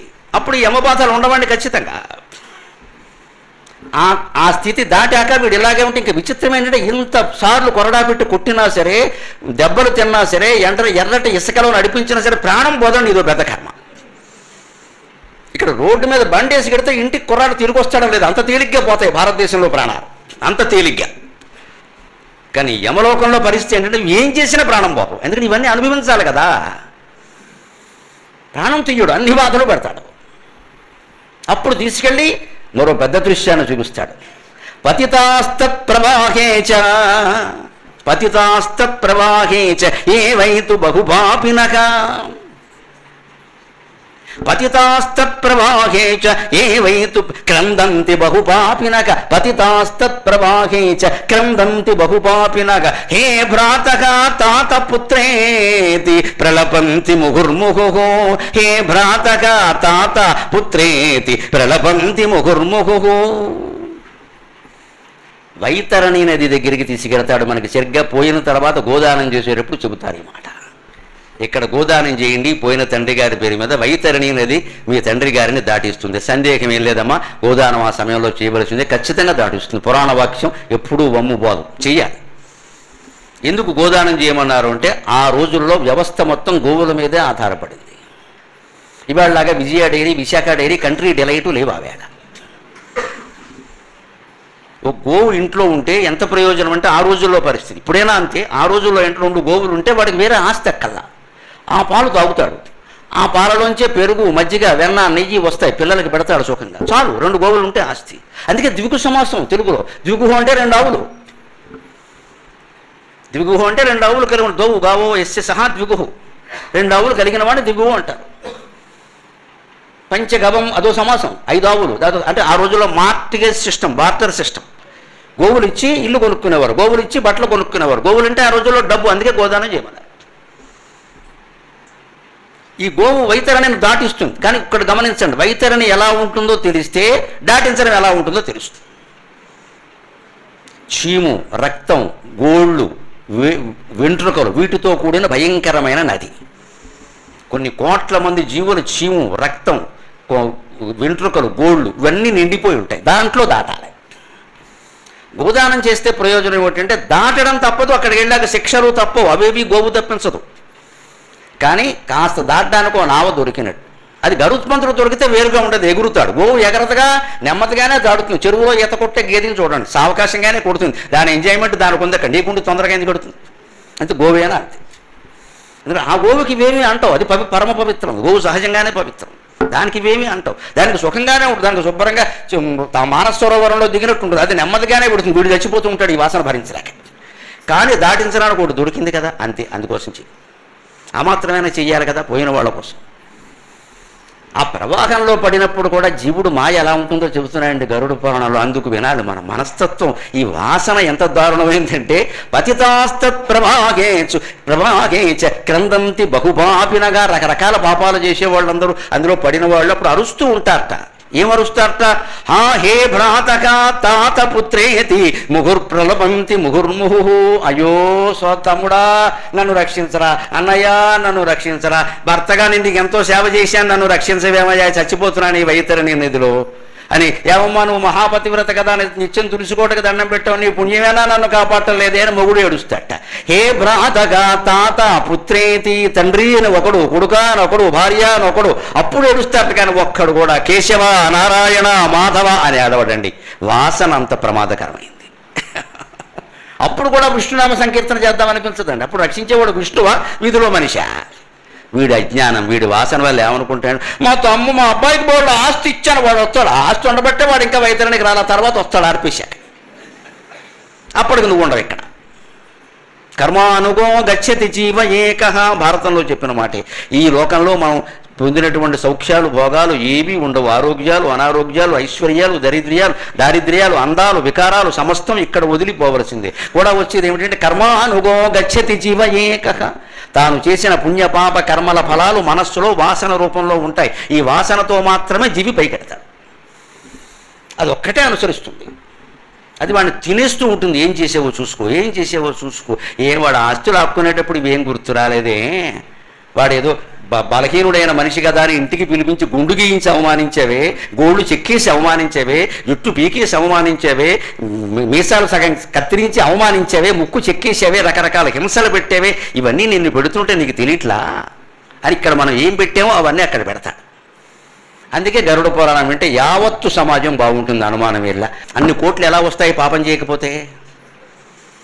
వాళ్ళని అనుకుంటున్నాం మనం. అందరూ కోటీశ్వరులేనని స్పష్టంగా ప్రకటిస్తున్నారు కూడా నామినేషన్లలో. అంటే ఎవరికి చెప్పాలి? సామాన్య జనానికి చెప్పే ఉపయోగం అంటే పాలకులకే చెప్పాలి. భగవంతుడు నాకు అవకాశం ఇస్తే పరమధైర్యంగా చెబుతాను, ఉభయ శాసనసభలో చెబుతాను, అనుమానం వెళ్ళ. ఆంధ్రాలోనే చెప్పాలి, తెలంగాణలో చెప్పాలి. కొంత పాపం తగ్గినా మంచిదే, ఆ పుణ్యం నన్ను రక్షిస్తుంది, నా బిడ్డల్ని రక్షిస్తుంది, నాకేం అనుమానం. లోకం బాగుపడాలనే ఆశ తప్పితే ఇంకేమీ లేదు మనకి ఇక్కడ. అదేదో మనకు వాక్కు ఇచ్చారు, నలుగురు పిలుస్తున్నారు, చెబుతున్నాం అంతే. అయితే అమెరికాలో ఉంటారు, వాళ్ళకి ఏం పని ఇక్కడ ఇవన్నీ చేయించడం. ఇక్కడ వాళ్ళు చెల్లెల్ని పిలిపించి చేయించి ఆవిడంత శ్రమపడి ప్రశాంతగా 10 సార్లు ఫోన్ చేసి మాట్లాడారు. ఒక తాపత్రయం ఏదో బాగుపడతారు జనం, కాస్త చెప్తే 4 మాటలు. ఇంకేదో భక్తితో ఉండే పురాణం చెప్పుకుంటే కాలక్షేపం బాగానే ఉంటుందండి. ఇది మనిషిలో మార్పును తీసుకొచ్చేటువంటి పురాణం. ఇది ఒక విప్లవాత్మకమైన పురాణం. నిజం చెప్పాలంటే 18 పురాణాలు నెంబర్ 1 విప్లవాత్మక పురాణం ఏదంటే గరుడ పురాణమే. ఇది మనిషిలో మార్పు తీసుకొస్తుంది. ఆలోచించవలసిందే ప్రతివాడు. ఎక్కడ మీరే కాదు, నేను, ప్రతివాడు ఆలోచించాల్సిందే. ఏం చేశాం, ఏం చేస్తున్నాం, ఏం చేయాలనుకుంటున్నాం, దేనికి ఏది శిక్ష, త్వరలో విడుదల, 21 రకాల నరకాలు, 21 రకాల పాపాలు, 21 రకాల శిక్ష. ఇవాళ మనకి సబ్జెక్ట్ అదే. అందుకని వెడుతూ బాధపడతాడు. అప్పుడు కూడా వీడికి ఏంటంటే తాత తండ్రి కొడుకు అని ఏడుస్తాడు తప్పితే దేవుడా అని ఏడవట. అంత మాయ కమ్మేస్తున్నాను. నమస్కారమైన మాట చెబుతా. ఆ వైతరిని దాటాక యమధర్మరాజు దగ్గరికి తీసుకెళ్ళేటప్పుడు అండి వీళ్ళకి ఫుల్ సెక్యూరిటీ ఉంటుందండి.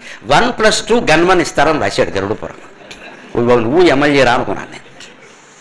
1+2 గన్మెన్, రక్షకులు. అంటే గన్మన్ అనే మాట వాటిగా సంరక్షకులు 3 ఉంటారట. 1+2 ఇక్కడ గన్మన్లో తేడాలు ఉంటాయి. ఈయనకి 2+2, 1+1, Z+ ఏదో అంటారు, మనకు తెలియదు కానీ అవన్నీ ఉన్నాయి. అలాగే అక్కడ 1+2 ఒకడు ముందు ఉంటాడు, ఇద్దరు కుడివైపు ఒకడు ఎడమవైపు ఒకడు ఉండి జాగ్రత్తగా తీసుకెడతాడు. ఎందుకంటే పాపాలన్నీ అనుభవించాలి కదా, పారిపోతాడేమో అందుకని. వీడికి పాపాత్మక గన్మన్ సెక్యూరిటీ కూడా ఉందన్నమాట అనుకున్నాను. పైగా ఇంకో గొప్ప విషయం మనం తెలుసుకోవాలి. ఒక్కొక్క పాపకి 3 గన్మన్లు ఉన్నారు అంటే మొత్తం ఉద్యోగాలు లేని వాళ్ళందరికీ యమలోకంలో ఉద్యోగాలు గ్యారంటీగా ఉన్నాయి. బోల్డ్ మంది కావాలి, వెళ్ళేవాళ్ళు లేరు. పాపాత్ములు ఎక్కువ, గన్మన్లు ఎక్కువ కావాలి. శుభ్రంగా యమలోకానికి వెళ్తే గన్మన్ ఉద్యోగం ఇస్తారు. ఏమి లంచం తీసుకోకుండా ఏ పరీక్ష లేదు, ఇచ్చేస్తారు. వెంటనే బోర్డు ఖాళీలు ఉన్నాయి, వెళ్ళేవాడి దమ్మిది. ఒక్కొక్క పాపికి 3 ఉంటారని చెప్పాడు గరుడ పురాణంలో. 1+2. అప్పటి నుంచి సరిగ్గా వెళ్ళని వాళ్ళ పాపాలను బట్టి 21 రకాల ప్రదేశాలకు తీసుకెడతారు. ఆ 21 వరుసగా చెబుతున్నాడు శ్రీ మహావిష్ణు. 1 తామిశ్ర నరకం, 2 అంధ తామిశ్రం, 3 రౌరవం, 4 మహారౌరవం, 5 కుంభీపాకం, 7 అశిపత్రవనం, 6 సూచీముఖం, 7 అశిపత్రవనం, 8 అవీచి, 9 అంధకూపం, 10 వైతరణి, 11 పూయోదం, 12 కృమిభోజనం, 13 ప్రాణరోధం, 14 కాలసూత్రం, 15 సారమేయోదనం, 16 తప్తోర్మి, 17 వజ్రకంటకం, 18 శాల్మలి, 19 విశేషణం, 20 నానాభక్షణం, 21 అయఃపానం. 22ది కూడా ఉంది. ఈ 21 పేర్లు గుర్తుపెట్టుకుని, దీంట్లో పాపాలు కూడా గుర్తుపెట్టుకుని, వారు అనుభవించే శిక్షలు కూడా గుర్తుపెట్టుకోవడం ఉంది. అది 22వ నరకం. అది నేను 3 రోజులుగా అనుభవించాను, ఇప్పుడు వదిలిపోయి. ఇప్పుడు ఈ పేర్లు గుర్తెట్టుకోవడమే కష్టం. ఏమైనా పుణ్యాత్ముల పేర్లో ఏమన్నా, ఇక ఒక్కోదానికి ఒక ప్రత్యేకమైన అర్థం ఉంది. దీంట్లో మళ్ళీ దేంట్లోకి ఎవడెడతాడు, సెక్షన్స్ వేరుగా ఉన్నాయి మంత్రివర్గాల్లాగే, అంతా సచివాలయమే. దీనికి దానికే ఓ డిపార్ట్మెంట్, ఏ డిపార్ట్మెంట్కి ఆ డిపార్ట్మెంట్. 21 రకాల పాపాలు, 21 రకాల శిక్షలు. అందుకని నాకు అనిపించింది 22వ నరకం కూడా ఉందిరా, అది నేను ఈ 3 రోజులు అనుభవించాను అనుకున్నాను. అదేమిటంటే 21 రకాల నరకాల పేర్లు, అందులోకి వెళ్ళే పాపాత్ములు చేసిన పాపాల పేర్లు, వాళ్ళు అనుభవించే శిక్షల పేర్లు కూర్చుని కంఠస్థం చేయడం ఉంది. ఇది 22వ నరకం. అది ఇప్పుడు అయిపోయింది నాకు, ఇంకా సేపట్లో అయిపోయింది. అందులో మొదటిది తామిశ్రం. పర స్త్రీని కానీ, పర ధనాన్ని కానీ, పర సంతానాన్ని కానీ అపహరిస్తే తామిశ్ర నరకానికి పెడతా. అక్కడ వాడిని చీకటి నూతులో వారేసి కర్రలతో విపరీతంగా కొడతారు. ఎవరు కొడుతున్నారో తెలియదు, ఎందుకు కొడుతున్నారో తెలియదు. ఈ మాట చెప్పి చెప్పి చెప్పి కొడతారు. ఎప్పుడు ఆపుతారో తెలియదు. రెండోది అంధతామిశ్రం, పరధనము, పరస్త్రీ, పరసంతానమే పాపం అయితే ప్రత్యేకించి స్త్రీ ధనాన్ని అపహరించడం మరీ పాపం. అది మొగాడైతే వాడు కొంచెం ప్రతిక్రియ చేయగలుగుతాడు. ఆడవాళ్ళు పాపం ఏం చేస్తారండి, వాళ్ళు భర్త పోయి ఉన్నారు లేదా అనాథలై ఉన్నారు, వాళ్ళ ధనాన్ని, వాళ్ళ ఆస్తుల్ని, వాళ్ళ పొలాలు ఎవరో ఆక్రమిస్తే బలవంతులైన వాళ్ళు ఏం చేస్తారు వాళ్ళు. అందుకని వాళ్ళకి ప్రత్యేక రక్షణ కల్పించింది హైందవ సమాజం యొక్క గొప్పదనమే అది. స్త్రీధనం అపహరించినా, స్త్రీని హత్య చేసినా ప్రత్యేక శిక్షలు ఉన్నాయి. అంటే ఈ రిజర్వేషన్ అప్పటి నుంచి ఉంది. ఎందుకంటే బలహీన వర్గాలు, అనుమానమే లేదు అందులో. ఇప్పటికీ బలహీనమేనండి, ఇప్పటికీ బలహీనమే. ఎంత చదువుకొని ఎన్ని ఉద్యోగాలు చేయలేమ్మా, వ్యవహారం వస్తే కొంచెం బలహీనమే అని చెప్పాలి. వాళ్ళకి రక్షణగా మనం నిలబడాల్సిందే. దానికి ప్రభుత్వం కల్పించకపోయినా శ్రీ మహావిష్ణువు కల్పిస్తాడు, అనుమానం వెళ్ళ. అందుకని అంధతామిశ్రం ఎవరికి అంటే ప్రత్యేకించి స్త్రీ ధనాన్ని అపహరిస్తే వాడిని చీకటి బాగా వ్యాపించిన అడవిలోకి తీసుకెళ్లి గ్రద్ద ముక్కులతో పొడిపిస్తారు, గరుత్మంతుడినే పంపిస్తారు అక్కడికి. కొన్ని వందల గ్రద్దలు, రాబందుల రెక్కల చప్పుడు వినపడలేదా అంటారు. అలా వచ్చి ఇలా పొడుస్తూ ఉంటాయి. ఇక్కడ పలానా ఆవిడ ఆస్తి అంతా అపహరించావు కదా దుర్మార్గుడా అని గుర్తు చేసి. ఇంకోటి ఈ నరకంలోనూ స్వర్గంలోనూ కూడా ఒక వ్యవహారం ఏమిటంటే విచారణ ఉండదండి, శిక్ష తప్ప. విచారణ ఉంటే మన దగ్గర చూస్తున్నాం కదా, ఒక్కొక్క కేసు 25 ఏళ్ళు 30 ఏళ్ళు, శిక్షే ఉండదు ఇక్కడ. ఈలోపు సాక్ష్యాధారాలు తారుమారయ్యాయి, 10 మంది జడ్జీలు కూడా తారుమారయ్యారు. నరకంలో శిక్ష తప్పితే విచారణ నువ్వు చేసావా అని ఎవడో అడగండి. చేశానంటే ఎవడో ఒప్పుకుంటాడండి. అబ్బాయి నీకు తెలియదు పదవారంగాలు అంటాడు, ఇక్కడ మార్చేస్తాడు. అది కుదరదు. విచారణ ఉండదు, శిక్షే. చిత్రగుప్తుడు చేసే పని ఏమిటంటే వీడు స్త్రీధనాన్ని గద్ద మొక్కలు తీసుకే, అంతే వాడి లెక్క. వెంటనే పొడవడం ప్రారంభమైపోతుంది. ఇంక వీడిని అడగడం ఉండదు ఇక్కడ, నో ఎక్స్ప్లెనేషన్. అటువంటి శిక్షలు నిజంగా భూమండలంలో పడితే సమస్త భూమండలం పవిత్రమైపోతుందండి, వెంటనే శిక్షలు పడితే. అడగబట్టే ఇవన్నీ ఎవడు ఒప్పుకుంటాడంటే ప్రపంచంలో వాడు చేసిన తప్పు వాడు ఒప్పుకుంటాడా? వాడు ఒప్పుకుంటే మహావిష్ణువు అంత గొప్పవాడు, వాడు ఎందుకు ఒప్పుకుంటాడు? వాడిని అడగడం ఏంటండి. మూడవది రౌరవం. ప్రత్యేకించి భోజనం దొంగతనం చేస్తే వాడిని ఇంట్లో పెట్టి అన్నం అక్కడ ఎదురుగా పెడతారు. వాడికి ఆ అన్నం అందకపోగా ఎలకలు వాడిని కొరుక్కుని తింటాయి. అన్నంలో పెట్టిన అన్నాన్ని ఎలకలు తినడంతో పాటుగా వీడిని కూడా కొరుక్కుని తింటాయి, వీడికి అన్నం అందదు. నాలుగోది మహారౌరవం. అమాయకుల్ని గనక చంపితే దానికి భయంకరమైన శిక్ష అండి. శూలారోపణం అంటారు, కొరత వేయడం అంటారు తెలుగులో. శూలారోపణం అంటే పదునైనటువంటి అంచు కలిగిన శూలాన్ని నేలలో పాతుతారు. మన కొబ్బరి బొండాలు పీచు తీసేటప్పుడు గడ్డపార పాతుతారు చూడండి, గుణపం అలాగా మొన భాగం పైకి ఉండేలాగా. దాని మీద చక్కగా ఈ మనిషిని 2 కాళ్ళు సాగదీసి కూర్చోబెడతారు. శ్రీమద్ రమారమణ గోవిందో హరి. ఇది శూలారోపణం. దీనికి ఆముక్తమాల్యలో చక్కని కథ చెబుతాడు చమత్కారంగా. శూల పృథువణిన్యాయం అని ఒక అవకతవక రాజును చవట మంత్రి ఉన్నట్టు వాడికి. ఆ ఊళ్ళో ఆ రాజ్యంలోనూ ఒక ఇల్లు కట్టుకున్నాడు. మట్టి గోడలతో ఇల్లు కట్టారు ఆ కాలంలో, మట్టి గోడలతో కట్టాడు. పైన ఏదో కాస్త తాటాకులు వేసుకుందాం అనుకుంటూ ఉండగా పెద్ద వాన వచ్చి మట్టి గోడలన్నీ కూలిపోయాయి. వాన కూలిపోతాయి కదా, కూలిపోగానే ఆయన ఏం చేయాలో తెలియక ప్రభుత్వాన్ని అడిగాడు, రాజుగారిని అడిగాడు. ఏమన్నా కాస్త డబ్బులు ఇస్తాడేమో, డబుల్ బెడ్రూమ్ లాగా ఏదైనా ఇస్తాడేమో అని చెప్పాను. గోడలన్నీ కూలిపోయి ఇల్లు కూలిపోయింది. ఈ రాజుకి ఇవ్వడానికి ప్రధాన, నీ గోడలు కూల్చింది ఎవరు అన్నట్టు. ఎవరు కూల్చారు? వాన కూల్చింది, కూలిపోయింది. ఎవరి మీద చెప్పాలో తెలియక వీడు ఏమన్నా చెప్పకపోతే, ఎవడో ఒకటి పేరు చెప్పకపోతే నన్ను వానదేవుడు కూల్చాడు అన్నట్టు. అయితే వెంటనే రాజు అన్నట్టు, మంత్రి ఎవరికి శిక్ష వేయమంటారు? వీడు అవకతవక రాజు అయితే వాడు చవట మంత్రి కదా, మబ్బుకి శిక్ష వేద్దాం అన్నట్టు. వాన కురిచింది మబ్బు కదా, అంటే మబ్బును ఉరిదీయండి అన్నట్టు. వీడంత గొప్ప రాజు వీడు. ఈ భటులు అంతకంటే గొప్ప వాళ్ళు మబ్బును ఉరిదీద్దామని బయలుదేరారు. ఏం ఇలా కుదురుతుంది మబ్బును ఉరిదీయడం? అప్పుడు మబ్బును ఉరిదీయడం సాధ్యం కాదు, మబ్బును ఉరిదీయడం సాధ్యం కాదంటే మబ్బుకు కారణం ఏమిటో విచారణ చేయండి అన్నారు. పక్కనే ఒక కుమ్మరాయన కొండలు తయారు చేస్తున్నాడు. ఆ కొండల నుంచి వచ్చేటువంటి పొగ కారణంగా మబ్బు ఏర్పడింది. మరి ధూమం నుంచి మబ్బు వస్తుంది కదా, అందుకని కుమ్మరాయన ఉరిదీయమన్నారు. ఆయన దగ్గరికి వెళ్ళి ఉరిదీస్తాను. నేనేం చేశాను మొర్రో, నేను ఐరైన కొండలు తయారు చేసుకుంటే పొగ రాకుండా ఎలా ఉంటుందయ్యా? దానివల్ల మబ్బు ఏర్పడింది, మబ్బు వల్ల వాన కూర్చుంది, వాన వల్ల ఎవడో ఇల్లు కూడిందంటే నేనేం చేయను ఇక్కడ అంటే. కానీ ఆయనకి అర్థమైంది, వీడు వెర్రి వెధవులు వీళ్ళు, అవకతవక రాజు చవట మంత్రి ఉన్నాడు ఇక్కడ, ఏం చెబితే అది నమ్మేస్తున్నారు అని. అసలు నేను కొండలు తయారు చేయడం వల్లే పొగ వచ్చింది, పొగ వల్లే మబ్బు వచ్చింది, మబ్బు వల్లే వాన వచ్చింది, వాన వల్ల ఇల్లు కూరింది, ఇవన్నీ నిజమే. కానీ నేను కొండలు తయారు చేయడానికి కారణం ఏమిటో నీకు తెలుసా అన్నట్టు. ఏమిటంటే ఎదురింట్లో పెళ్లి జరుగుతుంది, ఆ పెళ్లి కొడుకు కారణంగా ఐరైన కొండలు తయారు చేశాను నేను, అందుకని దీనికి మొత్తం వాడు కారణం, వాడి దగ్గరికి వెళ్ళాలి. ఇప్పుడు కొత్త పెళ్లి కొడుకు సంగతి ఏం కావాలి అంతే, వాడు పట్టుకుపోయారు. ఏం ఆలోచన లేని పనిది. శూల పృథు వణి న్యాయం అని కృష్ణదేవరాయలు చెబుతాడు ఈ కథ ఆముక్తమాల్యతలో. మార్గశిర మాసం వస్తుంది కదా, చెప్పుకుంటే పుణ్యం. ఆయన దగ్గరికి వెళ్తే ఆయన ఆలోచించి ఏమిటిది నన్ను ఎందుకంటే ఆయన చెప్పాడు నువ్వే కారణం కొండలు తయారు చేయమన్నాడు. కొండలు ఎందుకు తయారు చేయమన్నా పెళ్లి కోసం అని వీడి దగ్గరికి వచ్చి ఏమిటినా నా పేరు చెప్పావంటే ఇగో కంగారు పడకో వీళ్ళు ఏం చెప్తే అది నమ్మేస్తున్నారు నువ్వేదో చెప్పాయి అన్నట్టు. ఆయన తీసుకెడుతున్నా ఇంతకే నన్ను ఏం చేస్తావు అన్నట్టు. చూసావు కదా ఎలాగుంది అబ్బాయా చూసావా సోలం ఇది గుచ్చుతాం అన్నట్టు. అయిపోయి ఆయన వాడో తెలుగు ఉపయోగించాడు. ఇది చాలా లావుగా ఉంది, నేను చాలా సన్నగా ఉన్నాను, కుదరదు పట్టదు. వాడు తెలుగువాడు నేను చాలా సన్నగా రమణారెడ్డిలో ఉన్నాను, నేను ఇదేమో ఇంత లావు ఉంది, ఇది దీనికి నెల్లూరు కాంతారావు లాంటి వాడు సరిపోతాడు, నేను సరిపోను, అందుకని మీరు ఎవరన్నా లావుపాటి వాడిని చూసుకోండి నన్ను వదిలేయండి అన్నట్టు. వీడు వెంటనే లావుపాటి వాడు ఎవరు దొరుకుతాడని చూశాట.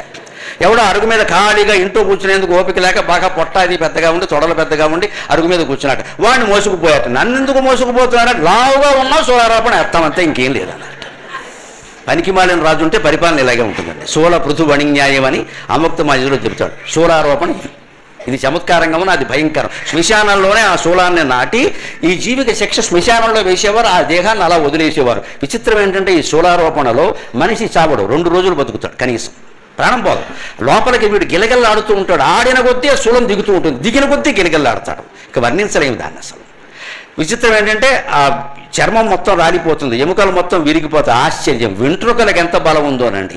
వాడు పూర్తిగా చనిపోయినా కూడా 3 నెలల వరకు ఆ వెంట్రుకల కిందకి రాలవు.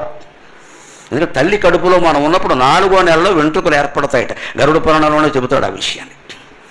ఆ 4వ నెలలో వెంట్రుకలు ఏర్పడినవి ఎంత బలంగా ఉంటాడు. శూలారోపణ చేసి మొత్తం మనిషిని చంపేసా వెంట్రుకలు పోవు. అవి కారడం కష్టం అవుతుంది. అందుకే కొన్ని చోట్ల మీరు గమనించండి, శవానికి మొత్తం క్షురకర్మ చేస్తారు, గడ్డం గీసేస్తారు, జుట్టు తీసేస్తారు. ఇది ఎందుకు అవి కారవవు, చాలా యాతన అయిపోతుంది. అక్కడ చొర మండుతూ విచిత్రమైన శబ్దాలు వస్తాయి, వింటే భయపడతారు, పర్యావరణానికి కూడా ఇబ్బంది. అది ఇవన్నీ దృష్టిలో పెట్టుకుని హైందవ కర్మకాండం ఉంటుంది. ఆచారాల్లో గుండు గీయమంటే గీయాలి, గీసుకోమంటే పెద్ద కొడుకు చిన్న కొడుకు అందరూ గీసుకోవాలి. ఫ్యాషన్ కోసం గీసుకున్నట్టే కుదరదు ఇక్కడ, అది లెక్క. దానికోసం చెప్పారు సమాజం అంతా బాగుండాలి. ఈ కర్మకాండం వల్ల మళ్ళీ వీధిలో ఎటువంటి రోగాలు ఎవరికి రాకూడదు, అవన్నీ దృష్టిలో పెట్టుకుని చెప్పారు. అలాగా 4వది అయినటువంటి మహారౌరవంలో అమాయకుల్ని గనక మనం వధిస్తే, చంపితే వాడు బలహీనుడు కదా, వాడు డబ్బు లేదు కదా, ఏం చేయాలి, స్త్రీయే కదా అని ఏమన్నా కిరాయి గుండాలను పెట్టి లేపేస్తున్నారా. ఈ మధ్యన సుపారీ ఇచ్చామని చెప్పేసి అలా ఇస్తే, సుపారీ ఇస్తే అక్కడ పెద్ద పేరీ వాడు ఇస్తాడు ఖచ్చితంగా మనకి, అటువంటి జరుగుతుంది. తర్వాత కుంభీపాక నరకం ప్రత్యేకత ఏమిటంటే కల్తీ ఆహారంలో కానీ, వస్తువుల్లో కానీ, కూరగాయల్లో కానీ, నూనెల్లో కానీ, నేతుల్లో కానీ ఇవాళ ఎన్ని కల్తీలు జరుగుతున్నాయో అందరికీ తెలుసు. ఈ కల్తీలు చేసిన వ్యాపారస్తుడిని పైకి తీసుకెళ్ళి సలసలా కాగే నూనెలో పెట్టి ముంచి తీస్తారు. విష్ణు సహస్రం పూర్తయ్యే వరకు తీస్తారు, 108 సార్లు తీస్తారు. ఒకటి విష్ణు సహస్రం చదవమని 108 శ్లోకాలు అయ్యే వరకు తీస్తారు. ఇలా అయ్యాక కూడా ఎందుకు వదిలేస్తారంటే కనీసం ఈ దశలో విష్ణు సహస్రం విన్నావు కదా పో అని చెప్తారు, కొంత రెమిషన్ ఇస్తారు. అంత భయంకరమైన శిక్ష ఉంటుంది. అది కుంభీపాకం. సూచీముఖం తర్వాత ఎవరైనా ధనం బాగా కోట్ల కొద్దీ సంపాదించి నా అంత డబ్బు ఉన్నవాడు ఎవడూ లేడు అని మదంతో బంధువుల్ని మిత్రుల్ని మర్చిపోయి అవమానిస్తే వాడికి సూచీముఖం, బొంత కుట్టు సూది పట్టుకొచ్చి ఒళ్ళంతా బొంత కుట్టినట్టే కుడుతూ ఉంటారట రోజంతా 24 గంటలు అయ్యావు. అదో విచిత్రమైన శిక్ష. అందుకే దాన్ని సూచీముఖం అన్నారు. బొంత కుట్టు సూది అంటే వాడిని కుట్టే సూది ఒకటి ఉంటుంది, అక్కడ ఉండదనుకోకండి, ఎవరికి తగింది వాడికి ఉంటుంది. అది సూది పెట్టి బొంత కుట్టినట్టే కుడుతూ ఉంటారు అంతే, ఇలాగ ఎప్పటికీ తెమలదాడు ఇంకా. అదే సూచీముఖం. అశిపత్రవనం తర్వాత 7వ నరకం అశిపత్రవనం. ధర్మధిక్కారం చేసిన వాడికి లోకంలో ఆచార సంప్రదాయాలు ధర్మం కోసం ఏర్పడతాయి, అవి ఎట్టి పరిస్థితుల్లో ధిక్కారం చేయకూడదు, పెద్దలు చెప్పినట్టు చేయవలసింది. మనకి ఇష్టం ఉన్నా లేకపోయినా సరే ఫ్యాషన్ల కోసం వాటిని మానేయడానికి వీల్లేదు. ధర్మాల్ని, ఆచారాలని, సంప్రదాయాలని ధిక్కరిస్తే అశిపత్రవనం అంటే కత్తుల బోను. అసి అంటే కత్తి, కచిపత్రం అంటే కత్తుల బోను. కింద కత్తుల బోను, కత్తులలో పైకి లేచి ఉంటాయి. ఆ బోన్లో పడేయడం తీయడం. అది కూడా 108 సార్లు లెక్క చేస్తాడు. చచ్చిపోతాడు ఈ లోపు, వాడు చావడు, చచ్చినంత వరకు శిక్ష అనుభవిస్తాడు. ఆ పైన ఇంకో మాట 8వది అవీచి అనే నరకం అన్నారు. అవీచి ఏమిటంటే ఎంత గొప్ప న్యాయమూర్తి అయినా సరే, ఎంత గొప్ప ప్రభు అయినా సరే, నిర్దోషికి దండన విధిస్తే అతన్ని చెరుకు గడల తిప్పే గానుగలో పెట్టి తిప్పుతారని చెప్పాడు గరుడ పురాణంలో. నిర్దోషికి దండన విధించకూడదు, అన్నీ సమగ్ర విచారణ చెయ్యాలి. దోషికి శిక్ష తప్పినా అది వేరే విషయం, ఎందుకంటే ఇక్కడ శిక్ష తప్పించుకున్న వాళ్ళు అక్కడ అనుభవిస్తారు. కానీ నిర్దోషికి ఇక్కడ శిక్ష పడింది అంటే ఈ తీర్పు ఇచ్చిన వాళ్ళు అక్కడ అనుభవించాలి దాన్ని. అందుకని ఎవరో లంచాలు ఇచ్చారనో, ఎవరో అధికారంలో ఉన్నారనో వారు చెప్పినట్టు విని తీర్పులు మార్చేయకూడదు. ధర్మశాస్త్రం పట్ల మన హైందవ పురాణం ఎంత జాగ్రత్త వహించిందో మనం ఆలోచించాలి. నిర్దోషికి శిక్ష విధిస్తే ఈ ప్రభువుని, ఈ ప్రభుత్వానికి అధిపతి అయిన వాడిని లేదా ఈ జడ్జిని పట్టుకెళ్ళి అక్కడ గాను కూడా పెట్టి తిప్పుతారు. చెరుకు గడలు తిప్పినట్టే మొక్కలు నలిగిపోవలసిందే.